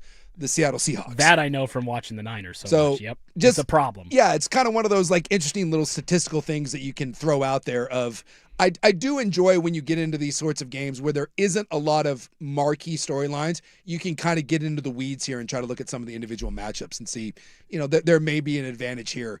But I think we both kind of agree on this one that just everything is pointing to the Seahawks. The Seattle Seahawks should win this Super Bowl. They really should. There's one path that New England wins this, and there's usually, by the time you get to these games, look, New England's a good team, but Seattle can win multiple ways. And this is like when like Oregon played Indiana. Was there a path for Oregon to win? Yeah, but it needed to be one way. And more often than not, when you have that one path, that's not what happens. I think if New England and Seattle play 10 times, I think Seattle wins 7 or 8 of them. Oh, I think it'd be more than that. So it's just a matter of, is this the one time? Just remember, Sam Darnold, for all the great story that Sam Darnold is, Sam Darnold's against the 2 games against the Rams during the regular season, got through 6 picks. So is that the way you do it? You take, if you're going to do the Patriots, you take Patriots, Drake May to have a good game, so maybe, 200 yards or whatever you want to do, him to win MVP, and Darnold to throw a pick? Yes. And that's the way you bet that's it if you're going to take the yes. Patriots. On the flip side, you do the same similar build opposite way if you're the Seahawks, where maybe Smith and Jigba goes off, Drake May throws a pick, Seahawks win, and you play it that way. Yeah. I think that's kind of the way it kind of boils down. All right, we come back. Boy, one sport just can't seem to get out of their own way. And every time you think they've done something that can't be topped as far as stupidity, they do it again. That when we come back here, Stephen with SportsCenter. Now, from the George McCoy and Warren Allen Sports Desk, a SportsCenter update on the Fan Sports Network, 105.1 FM and 1080 AM. First on the Fan, NBA trade deadline is heating up.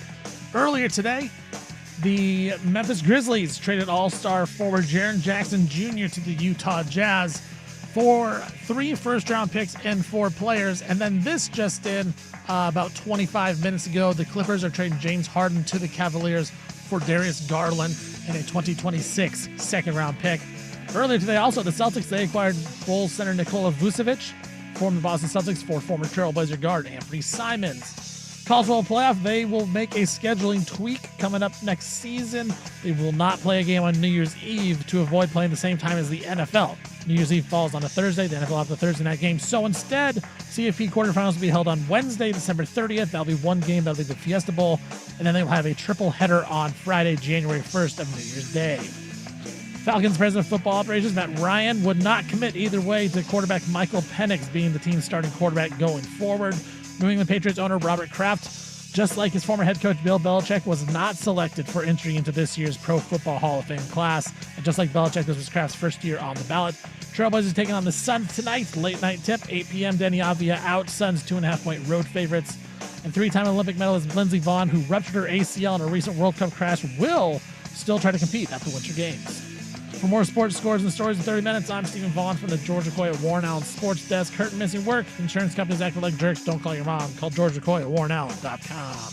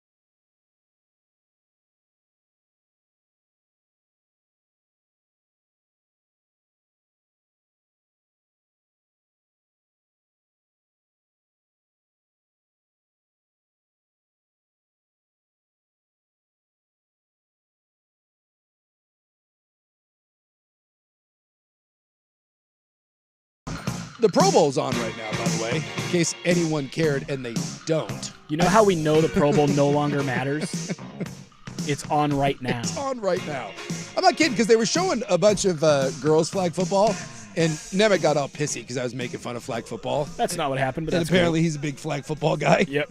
We'll just go with that. I do feel That's what like they are trying to not? shove flag football down our throats right now. Oh, they absolutely are. It's like, oh my God. But you know the play. I heard, You know the play. The play is off-season football that they can do Yeah. and make money off of. So Steve Young, I guess, is one of the coaches. He was making the rounds, and Steve Young was trying to lecture the players to take this game seriously because clearly the NFL is paying Steve Young to care about this game. And Steve Young was like, they better not go out and just not give a rip about this game. This is the future. This is the future. It's the fastest growing sport. He was just towing this line. And he was like, if you got an elite team of flag football players, they would mop the floor with these guys. By the way, I would like to point out no one is taking this game seriously. It might be the worst thing I've ever seen. How's Shador doing? Is he doing all right on I that? haven't seen him yet. He might be MVP. But I saw someone, Justin Fields declined invitation to play. That's Yeah. how you know. So great. A bunch of dudes. That's why Shador yeah. got invited. Someone just launched the ball over Golf's head, and he refused to bother to pick it up in the end zone. Nah. It is one of the worst efforts. Why is this thing still happening? But Joe Flacco's in there now, so we're waiting on the Shador Sanders thing. But the NFL is seriously pushing the flag football. They put up his stats. Yeah. Why would you put up his stats? His record this year was 2-8 with 10 interceptions, and they put that on the broadcast. Just don't put that on there. 191 passing yards per game. And by the way, this is Joe Flacco's first Pro Bowl. Well, now he's in. Now he's in. Shador Sanders and Joe Flacco, the same amount of Just Pro put Bowl up his appearances. career numbers if you're Browns, trying two to. QBs, though. Yeah. Look at that. Hey, Jeez. Kevin Stefanski, man. He's a genius.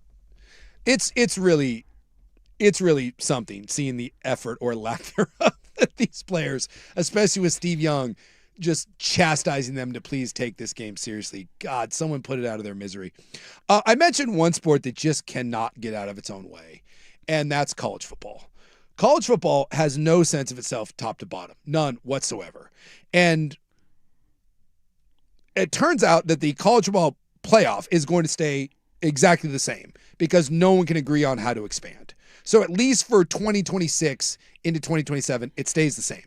Even though the Big Ten and the SEC have the autonomy to basically do whatever they want, they can't figure out together how to agree on a plan moving forward, so it stays the same. But what's the one gripe we have about the college football playoff? Too long. It's too long. So instead of actually coming up with a rational way to combat this, and by the way, there's lots of coaches and analysts that have come up with reasonable ways to do this and have it done by kind of January 1st. You could play the national title without much problem January 1st, make it at the Rose Bowl. But no. So the college football playoff stays the same, 12 teams. Except now, the college football playoff semifinals are going to take place 2 weeks after the quarterfinal. The national title game was now going to be on January 25th, and I saw Josh Pate had this.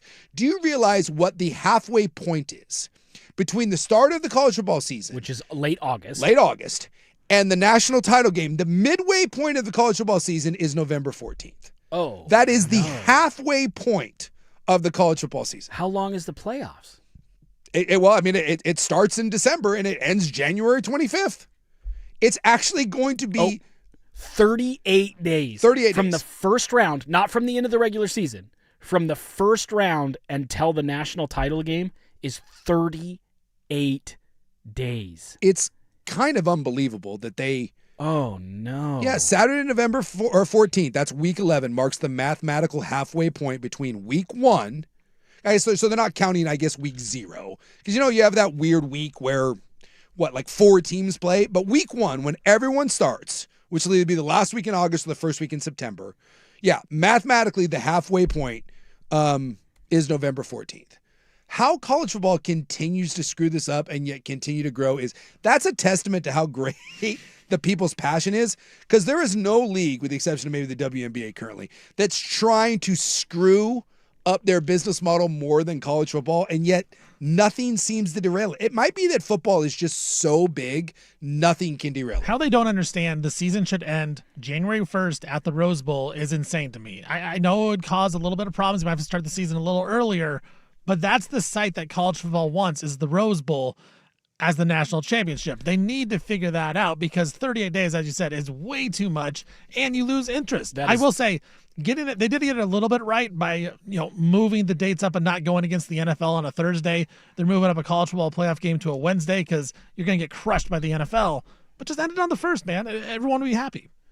I don't think the SEC wants the national championship to be in the Rose Bowl every year. Yeah. And I think you're getting pushback on some really weird stuff. Like the Big Ten wants the playoff. Now, they simultaneously argue you can't go to 12 teams initially. You need it to be 8 or it'll water things down. And people went, well, actually, 4 teams get a bye. It turns out that's not good. Now the Big Ten, who, again, they wanted smaller playoff initially, now they want a 24-team playoff. And I believe the SEC wants 18 or 20, and they want, is it 6 guaranteed spots? Guaranteed spots. And that's why they're fighting is, well, we want 6 guaranteed spots in an 18-team playoff. Well, we want 24 teams in a playoff, and we want 7 guaranteed. It's just nonsense, and this is where the writing has been on the wall for a very long time that based on the TV rights deals and the branding deals, the Big Ten and the SEC started to have far and away the most power about a decade ago. And that's when you saw all this conference realignment talk. And this whole thing was going to be based on the Big Ten and SEC owning and dominating college football. And when you look at it, you could make a very strong argument right now that the ACC and Big 12 are clinging to dear life for being in the Power 4 status, because the next iteration of the college football playoff, based on the proposals by the SEC and the Big Ten, are like, hey, you and I, we get like 14 of the teams, and everybody else gets a handful. That's what they're pushing for. So people keep talking about, well, it's Power 4, it used to be Power 5. They're trying to get it to Power 2. And I have been arguing this now since conference realignment started when it was Oklahoma and Texas. This is eventually going to be, I don't know what the cutoff will be, whether it will be 32 teams, 42 teams, 48 teams. This will eventually be essentially the NFC and the AFC. And the AFC will be the SEC, and the NFC will be the Big Ten. And you think, oh, the Pac-12 is gone forever, or the West Coast conferences are gone forever. They won't. They'll eventually re-add the Arizona States of the world, and you will have a Big Ten West that is Stanford again and Oregon again and all that. But they have to go through this process to avoid the lawsuits of just doing it all at once. Yeah. So that's all this is a disingenuous road to a Big Ten West, a Big Ten East, an SEC South, an SEC North, and here we go. Now we've got our 4 conferences or 4 divisions. 38 days. December 30th is the Fiesta Bowl. January 1st will be the Cotton Peach Rose, and then we get 2 weeks off. What an absolute buzzkill. Imagine if we get a banger of a Rose Bowl and then we get to sit around for 2 weeks before the Orange and the Sugar Bowl are played January 14th and 15th, and then we get to sit around with our thumb up our keister for 10 more days until we get the national title in Las Vegas. You should not be playing 3 games, and some of those teams will. From the time the playoff starts to the end, they will play 3 games, and that doesn't even count regular season. No. So, and now you're going head-to-head even further with the NFL. Right. As the NFL gets into the playoffs. It makes no sense that everyone in the world can see that college football has a path forward, and everyone knows what that path should roughly look like except for the people in charge. It really is kind of insane. The dollar signs are blinding them. That's all it is. But there's more money to be made if they do it. If they just sat down, if the Big Ten and the SEC would just sit down and not be the most stubborn asses in the world. Rob says this all the time. There's more money to be made by coming together as the SEC and the Big Ten and an agreement on something. It's like they're spiting themselves. Yes. It really is just at this point a penis measuring contest, and neither side will give. They've won. It's over. It's over. You won. They've won. And all you have to do is come together and shake hands, and you can't do it. Right. And if you ask Florida State and Clemson for an easy out to join the SEC, and you asked some of the bigger brands in the Big 12 to join the Big 10, and you could just do it, they would absolutely do it. It's over. You've won. But because it's like, yeah, but who gets to stand tallest on the podium? No. They're not going to figure it out. And that is the humor of this power grab is it's 2 dominant brands who can't agree to just share the pie now that they own the whole thing. Speaking of podiums, I don't think it's going to happen. But if this were to occur, it would be one of the great podium moments of all time. That when we come back and then we move into the club here on 105.1 The Fan.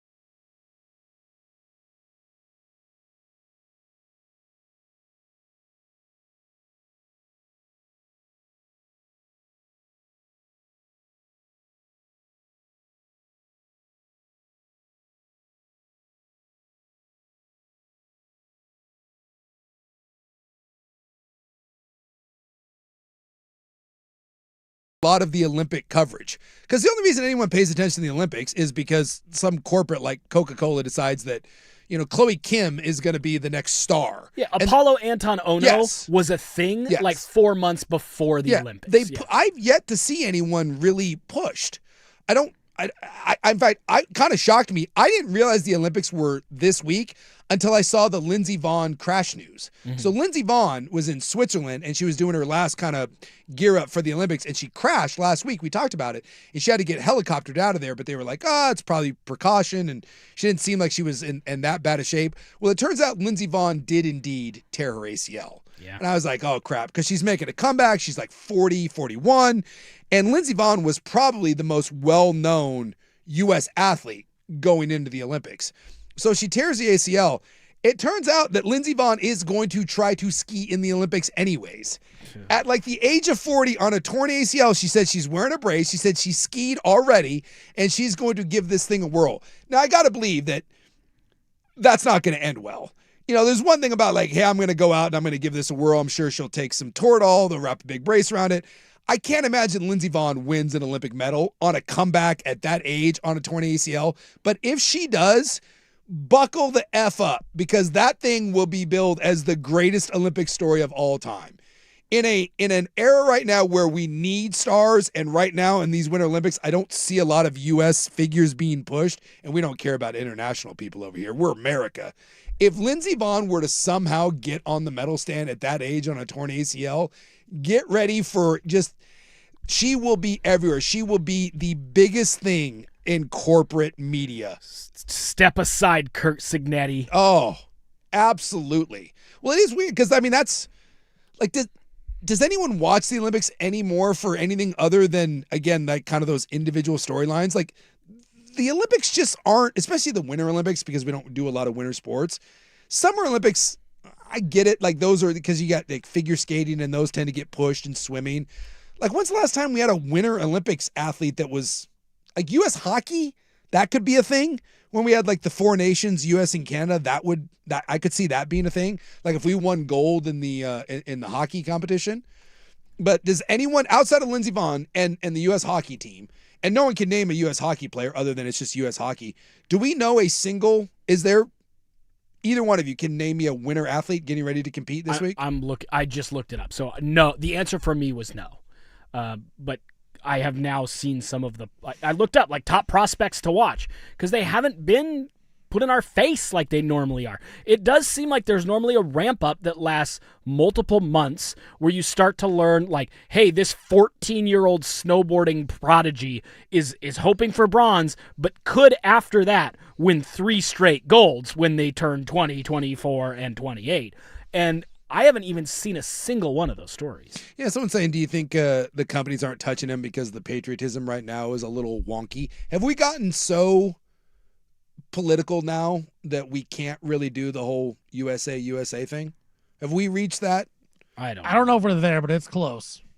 Yeah. Because a lot of, I know I've talked to people that think that if you have an American flag outside your house that you're somehow racist. Yeah.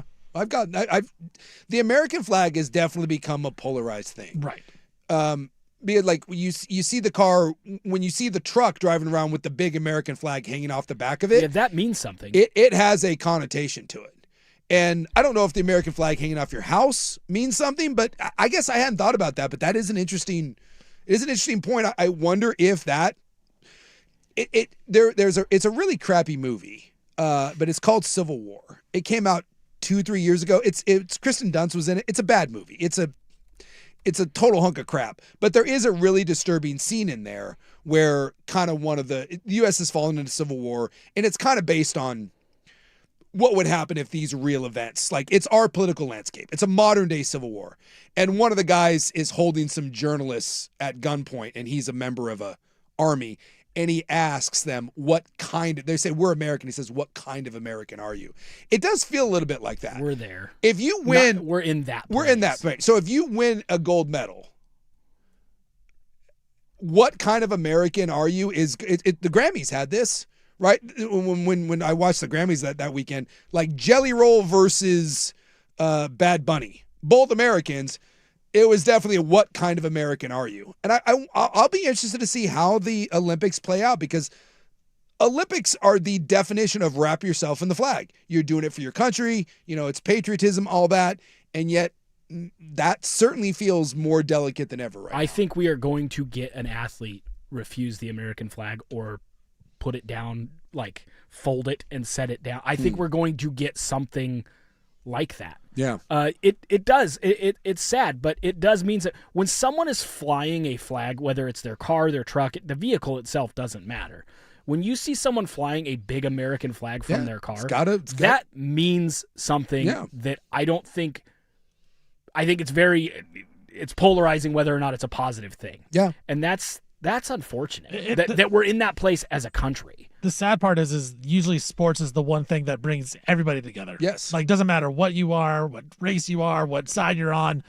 You can cheer for USA or you can cheer for your team. I think like you said, we're at the point where it's kind of like you're a part of USA, then you got to choose your side after that. Yeah, I remember. And people expect that now. Yeah, I remember when we had the Four Nations, the hockey tournament, and U.S. and Canada were playing, and the president, I guess, called. I don't think he showed up. I think he called the U.S. team to kind of, give them the, hey, go out and win one. And that was back when we were, apparently for some reason we had a beef with the Canadians, right? We were pissing in that pot for some unknown reason. And that turned weird for people, where it was like, well, if you're rooting for the U.S., hockey team, does that mean that you're rooting for Trump? And if you're not, then it's a weird vibe. And it will be very interesting to see how that plays out in real time with the Olympics. It's sad. It's sad. It's sad because the Olympics, you're right. Because around the rest of the world, the Olympics is definitely something like, my gal is Japanese, and trust me, when a Japanese athlete wins a medal, you are a national hero. My mom, Swedish. When you're in Sweden and you win a medal, you are a national hero. And here, it's how you carry it. It's how you carry it. Because Jelly Roll, I don't know if he won an award or just spoke. He won an award. He won an award. He won for Country Album of the Year or something. I think that day for him in his net business career might have turned more negative than positive. I don't know. It's certainly in terms of his marketing to people, not necessarily what I agree with. One last thing, because now we go into the club and it's non-sports related. One last little sports thing. Nashawn Wright was just shown at the Pro Bowl. I know the Pro Bowl means almost nothing now, but a former Beaver who was a mid-round pick who had an awesome season. It's cool to see him honored in the Pro Bowl. I know we don't want to as they show Shedeur Sanders, and that tells you what it means. But Nashawn Wright was a legit Pro Bowl selection as a mid-round pick who worked his tail off at Oregon State, and it's really cool to see him in this game. Tip of the cap. When we come back, the club here on The Fan. Presented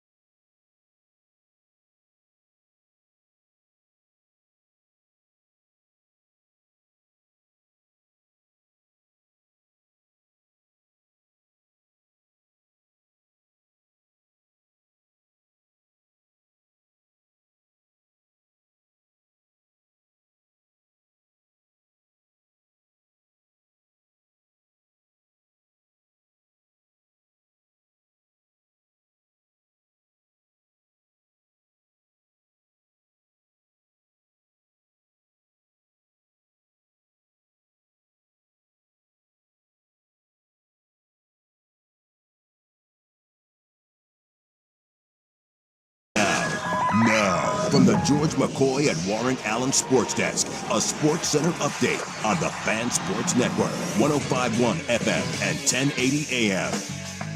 This update brought to you by Langdon Farms Golf Club. Langdon Farms Golf Club, good or bad weather, the golf course is always the driest around. Download the Langdon Farms app today to get all the latest news and specials. First on the Fan, NBA trade deadline heating up as the deadline is later this week. James Harden of the Clippers has been traded to the Cleveland Cavaliers for Darius Garland and a second-round pick, while the Grizzlies, they're trading all-star forward Jaren Jackson Jr. to the Jazz for 3 first-round picks and 4 players. And the Celtics, they're acquiring Bulls center Nikola Vucevic for former Trailblazer guard Anthony Simons. College football playoff, they are tweaking their schedule next season. They will not have a game on New Year's Eve to avoid playing on the same day as the NFL, as that day falls on a Thursday. So instead, they will have their quarterfinal game be held on Wednesday, December 30th at the Fiesta Bowl, and then a triple header for the other 3 quarterfinal games on January 1st of New Year's Day. Falcons president of football operations Matt Ryan would not commit either way to Michael Penix Jr. being the team's starting quarterback going forward. New England Patriots owner Robert Kraft, just like his head coach Bill Belichick, was not selected into the Pro Football Hall of Fame. And just like Belichick, this was Kraft's first year on the ballot. Trailblazers taking on the Suns tonight, 8 p.m. tip. Denny Advia, Scoot Henderson out for the Portland Trailblazers. Suns 2.5-point road favorites. For more sports scores and stories in 30 minutes, I'm Stephen Vaughn from the George McCoy at Warren Allen Sports Desk. Hurt and missing work. Insurance companies acting like jerks. Don't call your mom. Call George McCoy at warrenallen.com.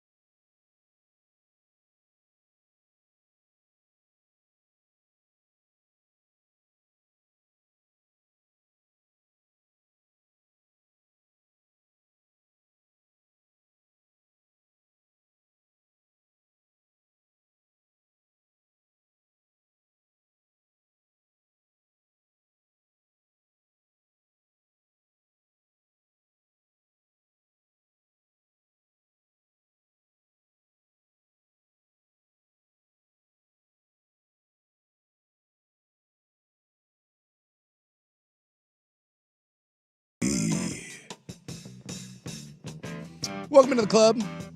Knee deep in this Pro Bowl game right here. I will say that it is kind of interesting to see, like, watching Trent Williams stand on the sidelines. Everyone on the field looks big. Like, NFL players are just massive human beings. And then you see Trent Williams stand on the sidelines and you realize there's levels to this thing. Just some of the line, like Myles Garrett, Trent Williams, it's like watching a dinosaur walk around out there. I'm just in awe. A totally different creature. Yes. Yeah. Yes. There's no reason to watch the Pro Bowl games, but I do think it's kind of funny sometimes to just see guys like in the shorts and t-shirts. Micah Parsons is driving around in a rascal out there, which I kind of like. That he tore his ACL, right? Not his Achilles. I think his was an ACL. I think ACL. I think it was an ACL, yeah. But I enjoy that he has actually played in this game in a rascal scooter. I believe he was in coverage in a rascal. That might get me to watch. If you had everyone in rascals playing like bumper car football, I'd probably rather watch that than Shedeur Sanders in this flag football thing. It's the worst thing I've ever seen. It's so bad. Yet you can't turn it off. And it's kind of like when the NBA Celebrity All-Star Game is the worst athletic competition in the world, and yet every year it derails the show. Because like watching Kevin Hart and a bunch of Drewski take it way too seriously, it's like watching a train wreck. And for some reason, I find myself glued to the Pro Bowl. Every time I kind of glance up, I just see something, and I'm like, what is happening right now? It's really bad. I don't know. It's not an all-star game, but either is the NBA all-star game. No. At least the NFL seems to be intellectually honest about the fact that it doesn't matter and they're worried about injuries, so they don't care. The NBA still tries to pretend like they care about their all-star game, and it's an absolute farce and has been for a decade. Well, the only all-star game, I guess, that matters anymore, the Olympics, not the Olympics, but the hockey that did the Four Nations, that thing kind of worked.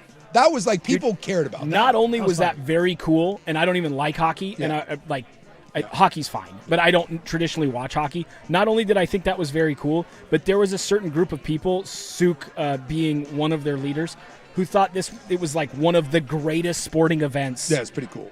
New sporting events we've seen in a long time. It was a good idea. It was a really good idea. If you can get people to care is like, that's everything. Yeah. Anything in this world, if you get people to care about something, that's like 90% of the battle. Care and hope. Care and hope. And the worst thing about traditional all-star games is the athletes have made it glaringly obvious that they couldn't care less. Yeah. And I don't think you can't really incentivize people to care. Either you do or you don't. And hockey, it's a cultural thing. Like, the national pride of hockey, for whatever reason, matters. Yeah. And maybe because it's the most international sport, baseball's got a little bit of this. The problem with football is no one else plays it but us. It's like, when are you going to... You can't play it against other countries. But with hockey, it's such a thing of to wear your flag. That really means... And maybe that's why I like Olympic hockey and just that in general. Wearing your flag still... I want that to mean something. I want your flag to still mean something. I'm jealous. I really am. And then this is pseudo sports, but it's not. I'm jealous of national pride. And someone pointed out that like a lot of the countries I brought up, like Japan and Sweden, which are the two closest to me, because I have my mom was born and raised in one, and the BTJ was raised in another. But it is true. In places like Sweden and in Japan, 99% of the people that are there are from Sweden and Japan, where we are way more blended and it's bigger and you have different cultures. But it does make me jealous. Canada does that. If you go up to Canada, Canada has a little bit of that, not a little bit, that national unity thing. Especially about hockey. Especially about hockey. And I don't know is there one thing we could do that would bring us together? If the men won the World Cup. You think that would do it? If the men won the World Cup, because we're the underdog, and we do as Americans love an underdog story. But we don't do it with the women, though. Because they're not the underdogs. They're the powerhouse. They're the world power. And is the political thing, because a lot of them, they are, the women's team is decidedly viewed by some as the problem in the country, the lefties. They're the ultra woke. They're the ultra That's what woke. people think. And I don't think the men's team is viewed quite the same. Huh. I do think that would be a really big deal. If we went on a run, because the World Cup is coming this summer, and it's in Mexico, Canada, the United States. If we made a run to that, do you think that would be the thing that would get us all? World Baseball Classic doesn't move the needle a ton. No, it doesn't. And we're one of the best countries, so when we win, it's status quo. It's expected.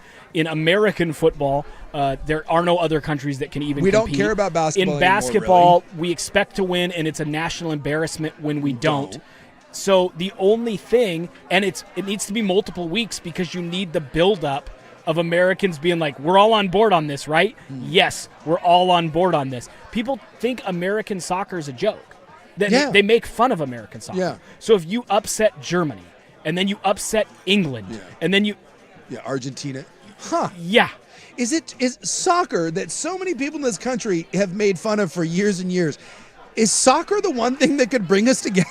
We haven't imprinted our own BS on soccer. Yeah. People have takes about where basketball is. Sure. People have takes about the NFL and where they are as an organization, and where the athletes are in terms of whether they're woke for saying something or kneeling or meeting with the president. Soccer is a blank slate for us. Yeah. And we need a blank slate to all root for if we're going to have national pride. Yeah, because music doesn't do it, right? Music and entertainment. Too many genres. And, those genres are very much split on who likes what. We saw that at the Grammys. You're right. Like, no sport, none of the major four, they do that. Yeah, you might be onto something. It might be soccer. We can't do women's soccer, but men's soccer. So, who's our big? Is it Christian? Is it Pulisic? Is that our big guy? Pulisic. Christian Pulisic. So we need to look to he's our Luke Skywalker. He's our hope. People have literally made that. That's a real thing. Is it? Oh, I've heard that before, that he's our Luke Skywalker. So that we put all of our the future of the country hangs in the balance of that young man and our U.S.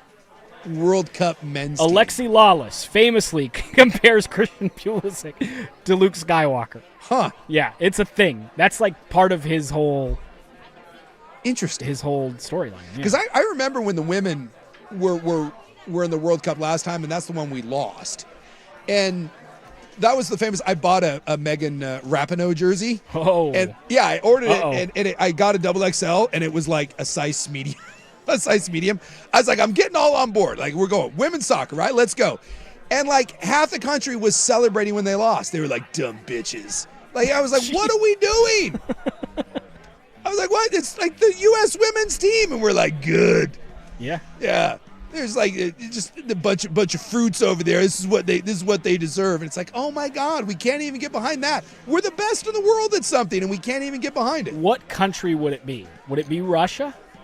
What country would we have to play in the World Cup final? And it doesn't matter whether they're good or not. That's not my point. We just take them down. What country? Would it just be like Brazil because they're the best in the world, or Argentina? Or would it be like well, Russia?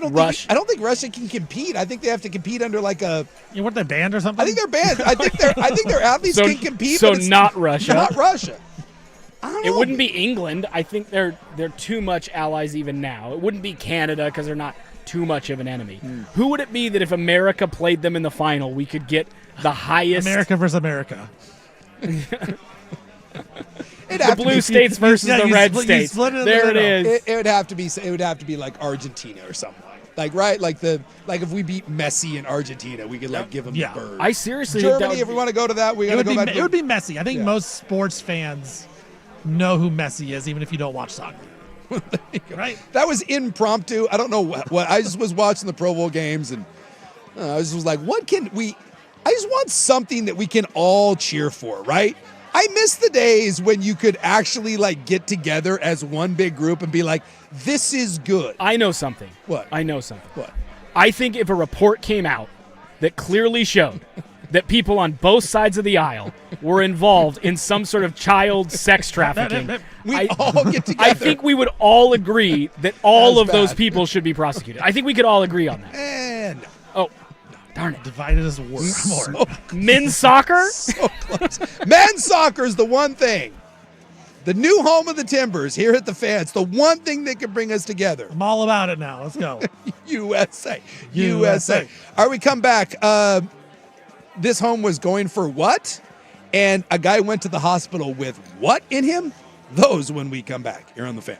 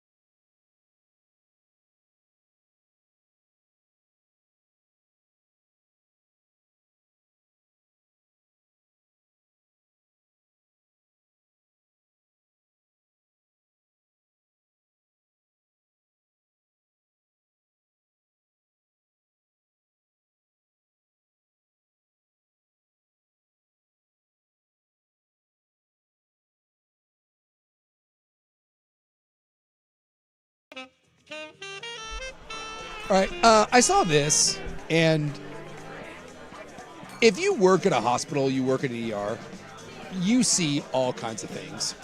And it's the old Seinfeld adage that if you meet a proctologist at a party, sit down and you are going to be entertained because no one wants to admit that they stuck anything up there. So he's got the best stories.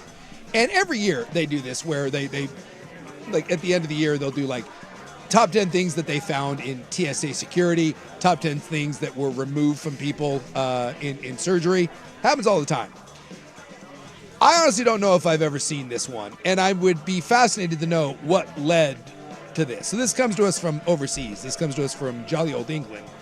Man walks into the ER in a terrible fit of pain because something has gone up the old backside.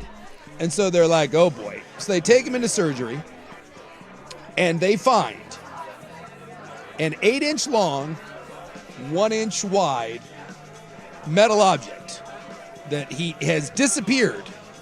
If you're going to put something up, you got to have a handle. You got to have a way to get it out. Goes up, gets sucked up in there. You got no way to get out. You got to get a handle. You got to get a tie. You got to get something. Pressure, it goes up, can't come back out. Yeah. I guess that's a real thing, by the way. People start putting it, and then the suction of it gets it, and it's like, whoops, and it disappears. Now you're like, how do I get that back out? You don't. So 8 inches and that's a significant thing. And I guess he didn't tell the surgeons what was up there.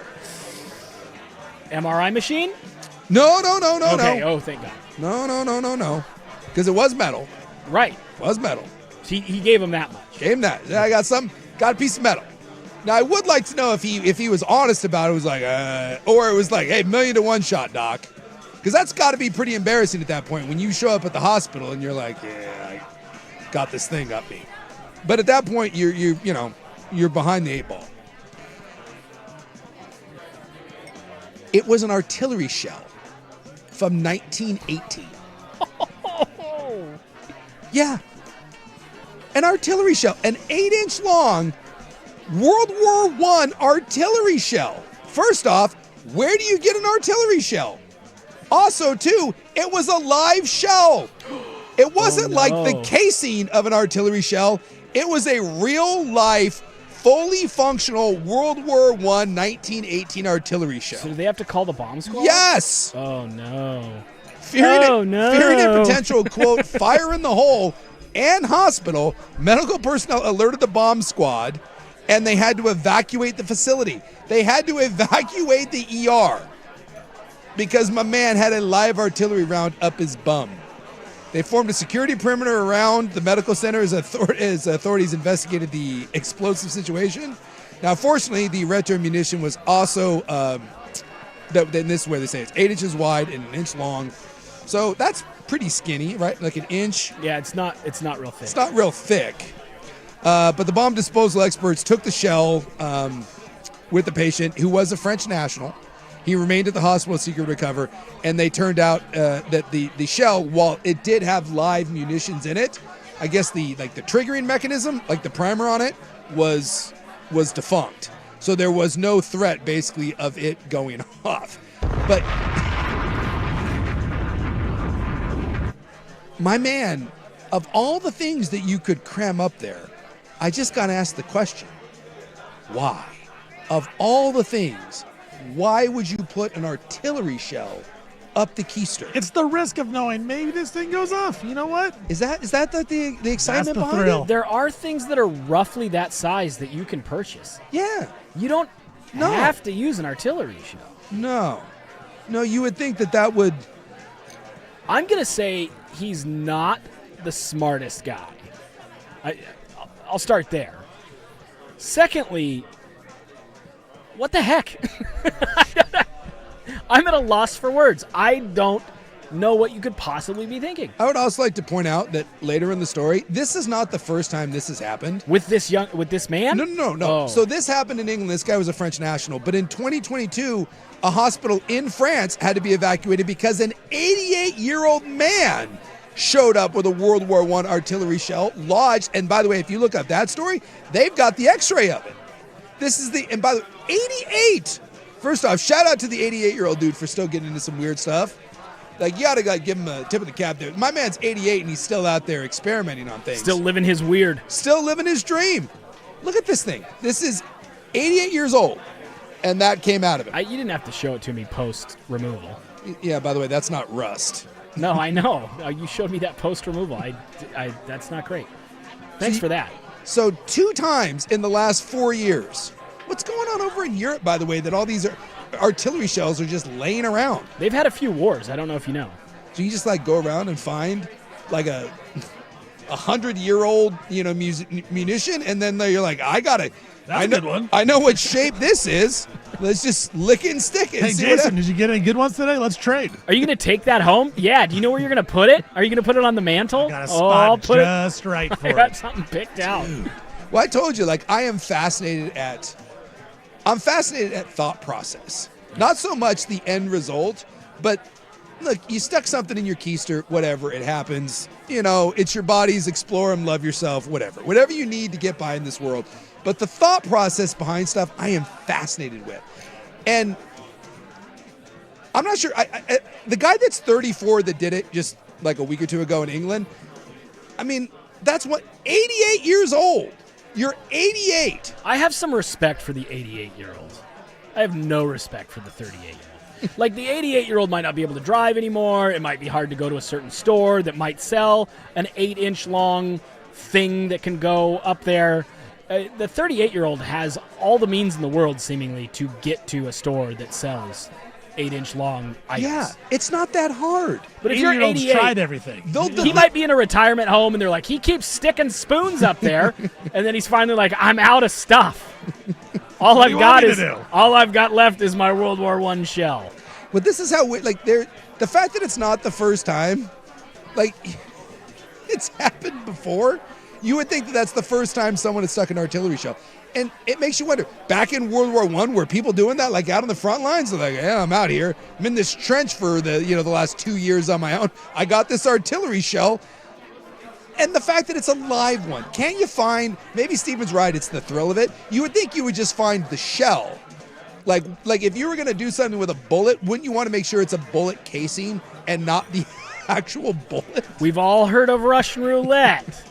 But have you heard of God bless the poo-poo Rubik's Cube? Seriously.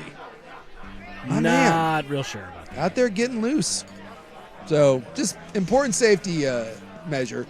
If you're thinking about sticking something in there, again, tie something to it, handle. We need a way to get it out. And 2, let's not have it go boom. Explode. That's not a good idea. Munitions, anything with a gunpowder, don't do that. Safety precautions. That's all we're asking. Safety precaution. Someone did say, that guy from Kansas State did shove a frozen burrito up there, which at least the frozen burrito you would think somewhat safe, although the burrito edges are probably pretty, if frozen, that's probably pretty sharp. If it thaws out, it kind of blends in with everything else. And it's cold. Yeah. Like that doesn't seem like it would feel good. Well, yeah, at least the artillery shell is aerodynamic, and right? Probably quickly becomes your body temperature. Yeah. Metal would adjust to your body temperature relatively quickly. The frozen burrito, that's right out. Is the frozen now minus the explosive nature? Is the frozen burrito worse than the artillery shell? Yes, for sure. How big is the burrito? I'm assuming. Burrito, right? But there's like the 7-Eleven That's burritos true. that are like the Big Mondo or That's whatever. literally called the bomb. Is that what it's called? Yeah. So there's that You want versus like a a modern Taco Bell bean burrito is not very big anymore. I think you want a Taco Time. I think you want one of the Taco Time burritos. Those can get pretty thick. No, like the I want the 36-pack at Costco. The individuals. Yeah. You want like the rolled taco. Like Taco Time has the crispy burritos. The thin- little skinny guys. Yeah. I think we found an NIL opportunity for the Beavers with Reeser. There you go, like a Reeser nice beef and bean burrito. Again, the edges could be a little problematic, but that's a little more manageable. I love those. Like when I was a kid, I lived on those Reese's burritos. Didn't we all have those? After school lunch, yeah. Yeah. I could make it by myself. The bean and cheese and the bean and beef. Yeah. There's the Yeah. 3 kinds. You had the bean and cheese, which was the orange. The brown was the beef and bean, and then you had the bastard jalapeno one that no one really wanted. No, there was a Oh, I guess, yeah, beef and bean. What was there was a spicy one, too. There's a Spicy red one. beef That was red. Oh, the red one. Yeah. red And that one wrapper. was pretty good. Yeah. But it was a little bit, Can't think what it it was a little but bit tough on the other end. I would also like to point out that under no circumstances could you ever get that the right temperature. One of No, two things yeah. happened. The outside of it was the temperature of the sun, literally lava. and the inside, ice cold. I've been calling Hot Pockets lava pockets for my entire life. It's the Yes. Hot Pocket Challenge. Yes. To actually get a Reeser burrito to any sort of manageable temperature, you had no choice but to nuke it for like 90 hours to where it just split apart, and then you'd have to wait for it to cool down. Otherwise, smoldering outside, icy core middle. I don't think in my entire life I ever got a Reese's burrito correct. Never happened. Man, we didn't have like air fryers or anything back then. That was just straight microwave. So that's what we had to deal with, Yeah.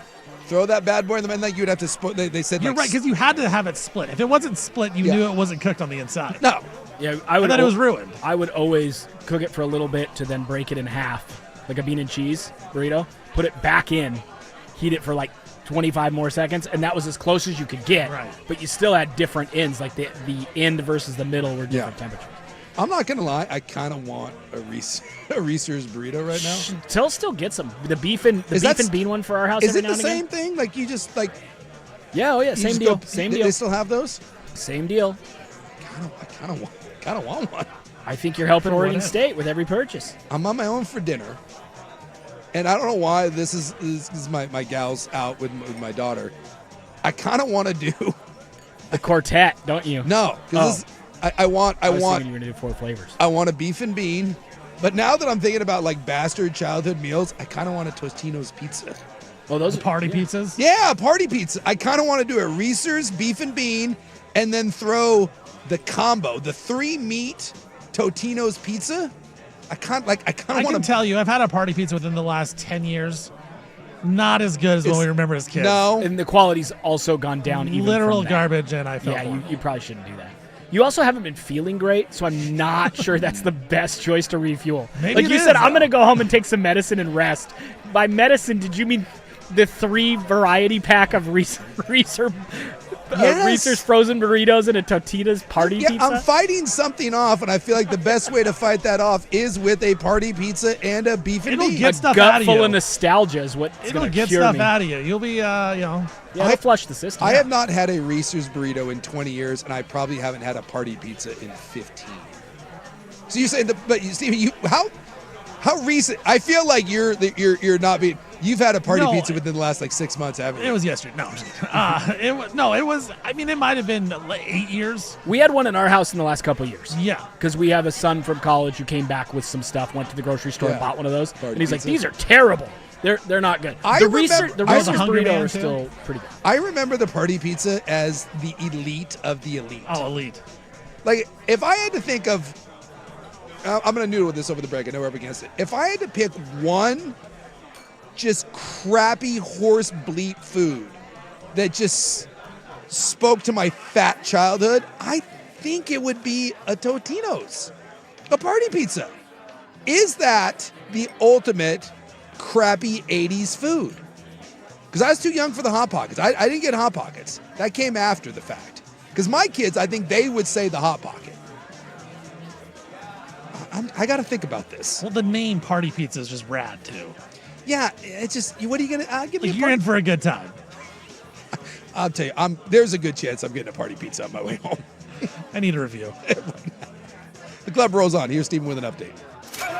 Now, from the George McCoy and Warren Allen Sports Desk, a Sports Center update on the Fan Sports Network, 105.1 FM and 1080 AM. This update brought to you by Multnomah Medical Clinic, a vascular healing clinic for chronic conditions. Stop masking the symptoms and start fixing the problem at multnomahmedical.com. First on the Fan, NBA trade deadline heating up as the trade deadline finishes up later on this week. Big one, Los Angeles Clippers are trading All-Star guard James Harden to the Cavs for another All-Star guard in Darius Garland. Both teams looking to make improvements there. While the Grizzlies, they are officially tanking. They're trading their All-Star forward Jaren Jackson Jr. to the Jazz for 3 first-round picks and 4 other players. Celtics, they are acquiring Bulls center Nikola Vucevic for former Trailblazer guard Anthony Simons. College football playoff going to make a scheduled change here this year, as they will not play a game on New Year's Eve to avoid playing at the same time as the NFL. New Year's Eve falls on a Thursday, so the college football playoff does not want to go against them. So instead, the CFP quarterfinals will be held on Wednesday, December 30th. That'll be one game. That'll be the Fiesta Bowl, then a triple header on Friday, January 1st, on New Year's Day. Falcons president of football operations Matt Ryan would not commit either way to Michael Penix Jr. being the team's starting quarterback going forward. New England Patriots owner Robert Kraft, just like his former head coach Bill Belichick, was not selected for entry into the Pro Football Hall of Fame class. This was Kraft's first year on the ballot. And the Trailblazers back at it tonight, taking on the Suns. 8 p.m. tip from Moda Center, late night tip. Denny Avdia out, Suns 3.5-point road favorites. For more sports scores and stories in 30 minutes, I'm Stephen Vaughn from the Georgia Coy at Warren Allen Sports Desk. Hurt and missing work. Insurance companies acting like jerks. Don't call your mom. Call Georgia Coy at warrenallen.com.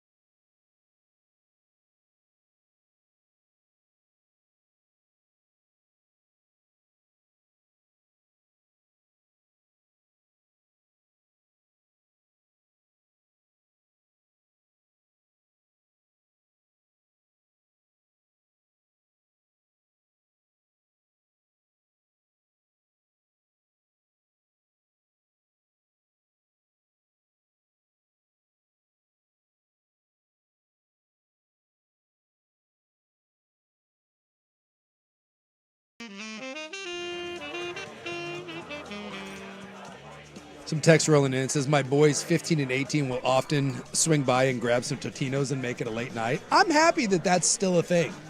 I honestly didn't know that Totinos was that's still a popular item amongst the youth. Because young teenage Steven was crushing party pizzas back in the day. It's transitioned. You guys are both aware. The Totino's party pizza is not good anymore, but the way this moves now is the pizza rolls.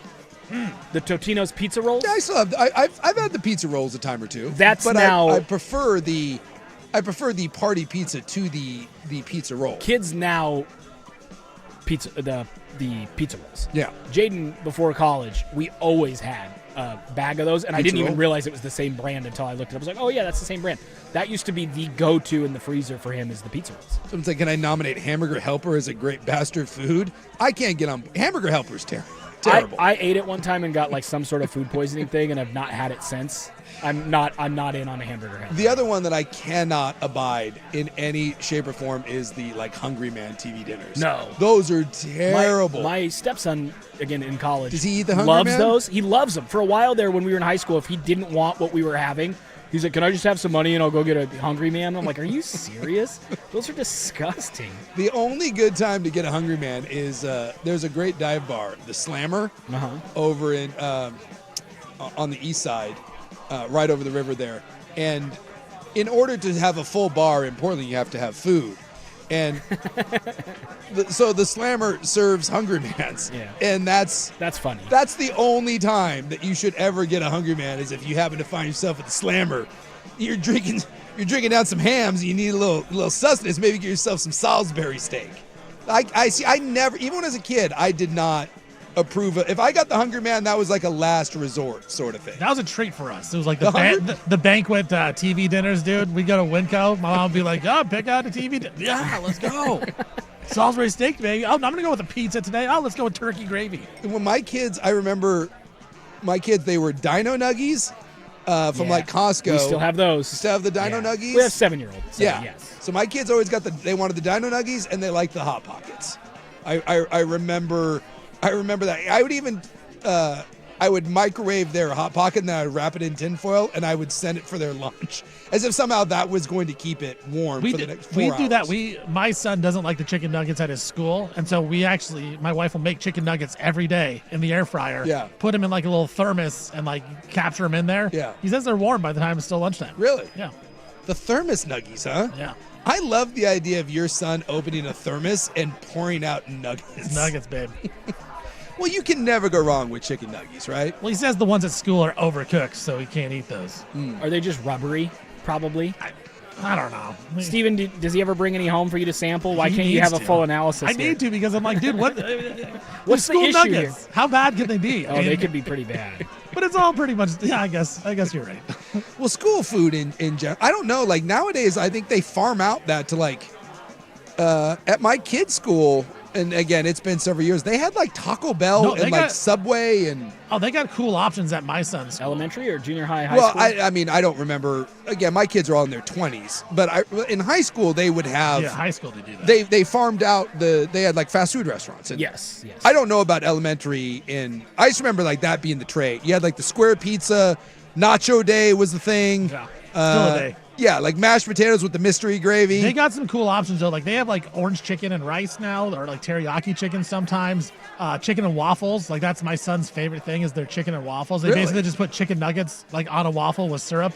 He goes into the most bussin' thing he's ever had. Isn't it great that when you were a kid, like there was no nutrition to speak of, like whatsoever? No. I don't think I actually had real nutrition until I was like 20. You have to actively seek it out. I do not think I had one thing that was good for me from the age of like 4 to 19. I don't think I had one good thing for my body. Not one. Didn't you say you hated the V-sit in PE? Oh, it's like the word. Yeah. Okay. Well, then here we go. That all checks out. Yeah. You also hated having your spine checked because you had to take your shirt off? 100%. See, again, Dude, this all falls in line with the I never ate a nutritious item. I came from a family who's like my mom's love language is food. Okay. And so this is like no joke, no exaggeration whatsoever. So you'd wake up in the morning. This is like, imagine like 9, 10-year-old me. you'd wake up in the morning and just a big bowl of like breakfast cereal, right? It's just whatever it is. I even remember sometimes putting extra sugar on the cereal. Like Cheerios? Cheerios. Yeah, with sugar. With like a spoonful. Bomb, dude. So good. You're like, oh my God, this is the best thing ever.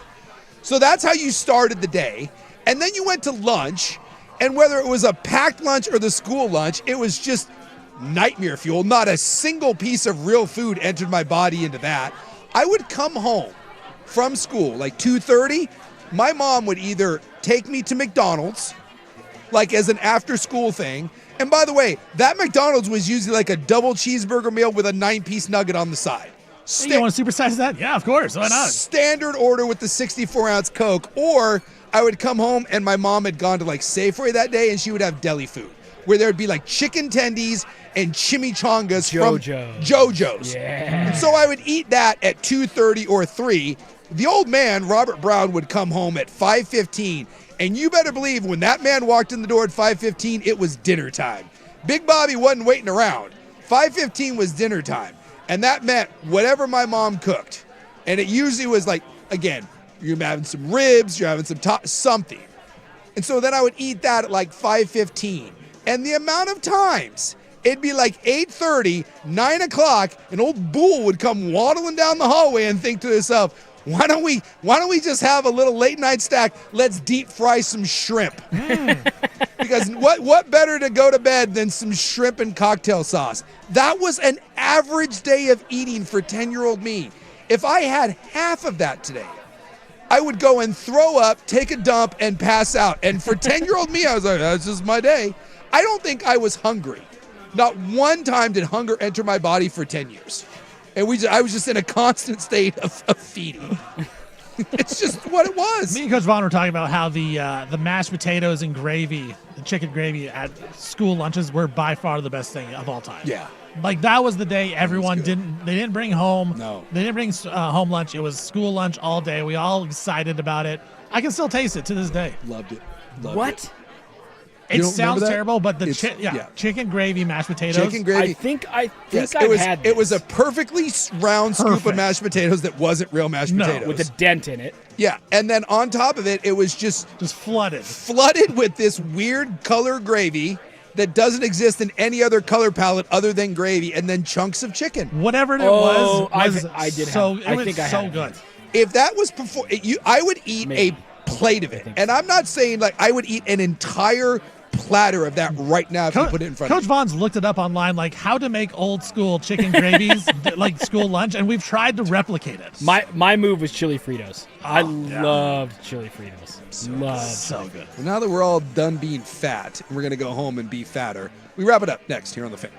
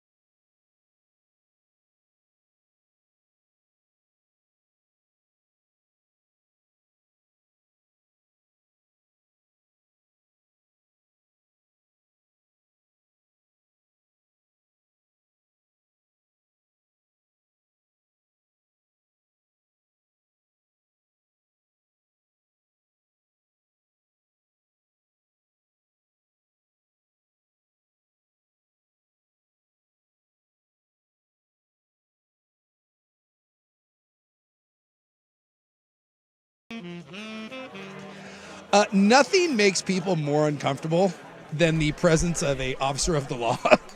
Who just came into the studio during the break and made me crap my pants.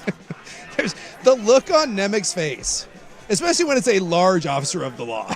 I'm not the biggest guy. Despite the belly, I am still considered a petite, I believe. So we will not say exactly why there's a large officer of the law inside the studio. I should be here tomorrow. I opened the door and in walked in with me behind me a large cop, and Nemec just turns and goes, hello. Hello, sir.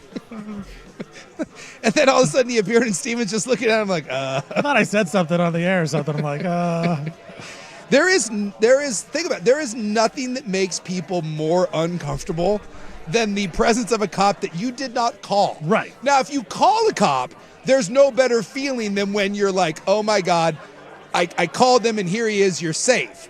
But if you did not call said cop and he shows up, instantly everyone, why are they here? To be fair, it 9 times out of 10 is going to be something not good and no shot at the cop here, but like something happened to your car, something happened in the parking lot as he stares me down.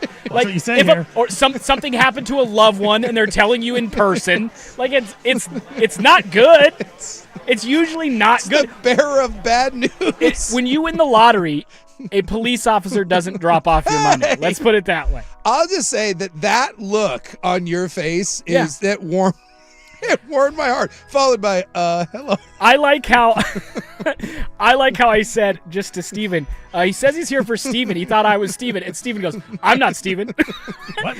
which we would figure out if he was a cop already in the building looking for a Steven, that you were Steven. There's a Steven here? He's like, I'm not Steven. I'm Stevie. What are you talking about? Stevie Vaughn. All right. Well, we will be back tomorrow. Remember, Rob back on Thursday. We're out at Kells on Friday. Thank you for listening to a West Coast biased edition of Primetime. We'll be back tomorrow, 3 to 7, right here on 105.1 The Fan.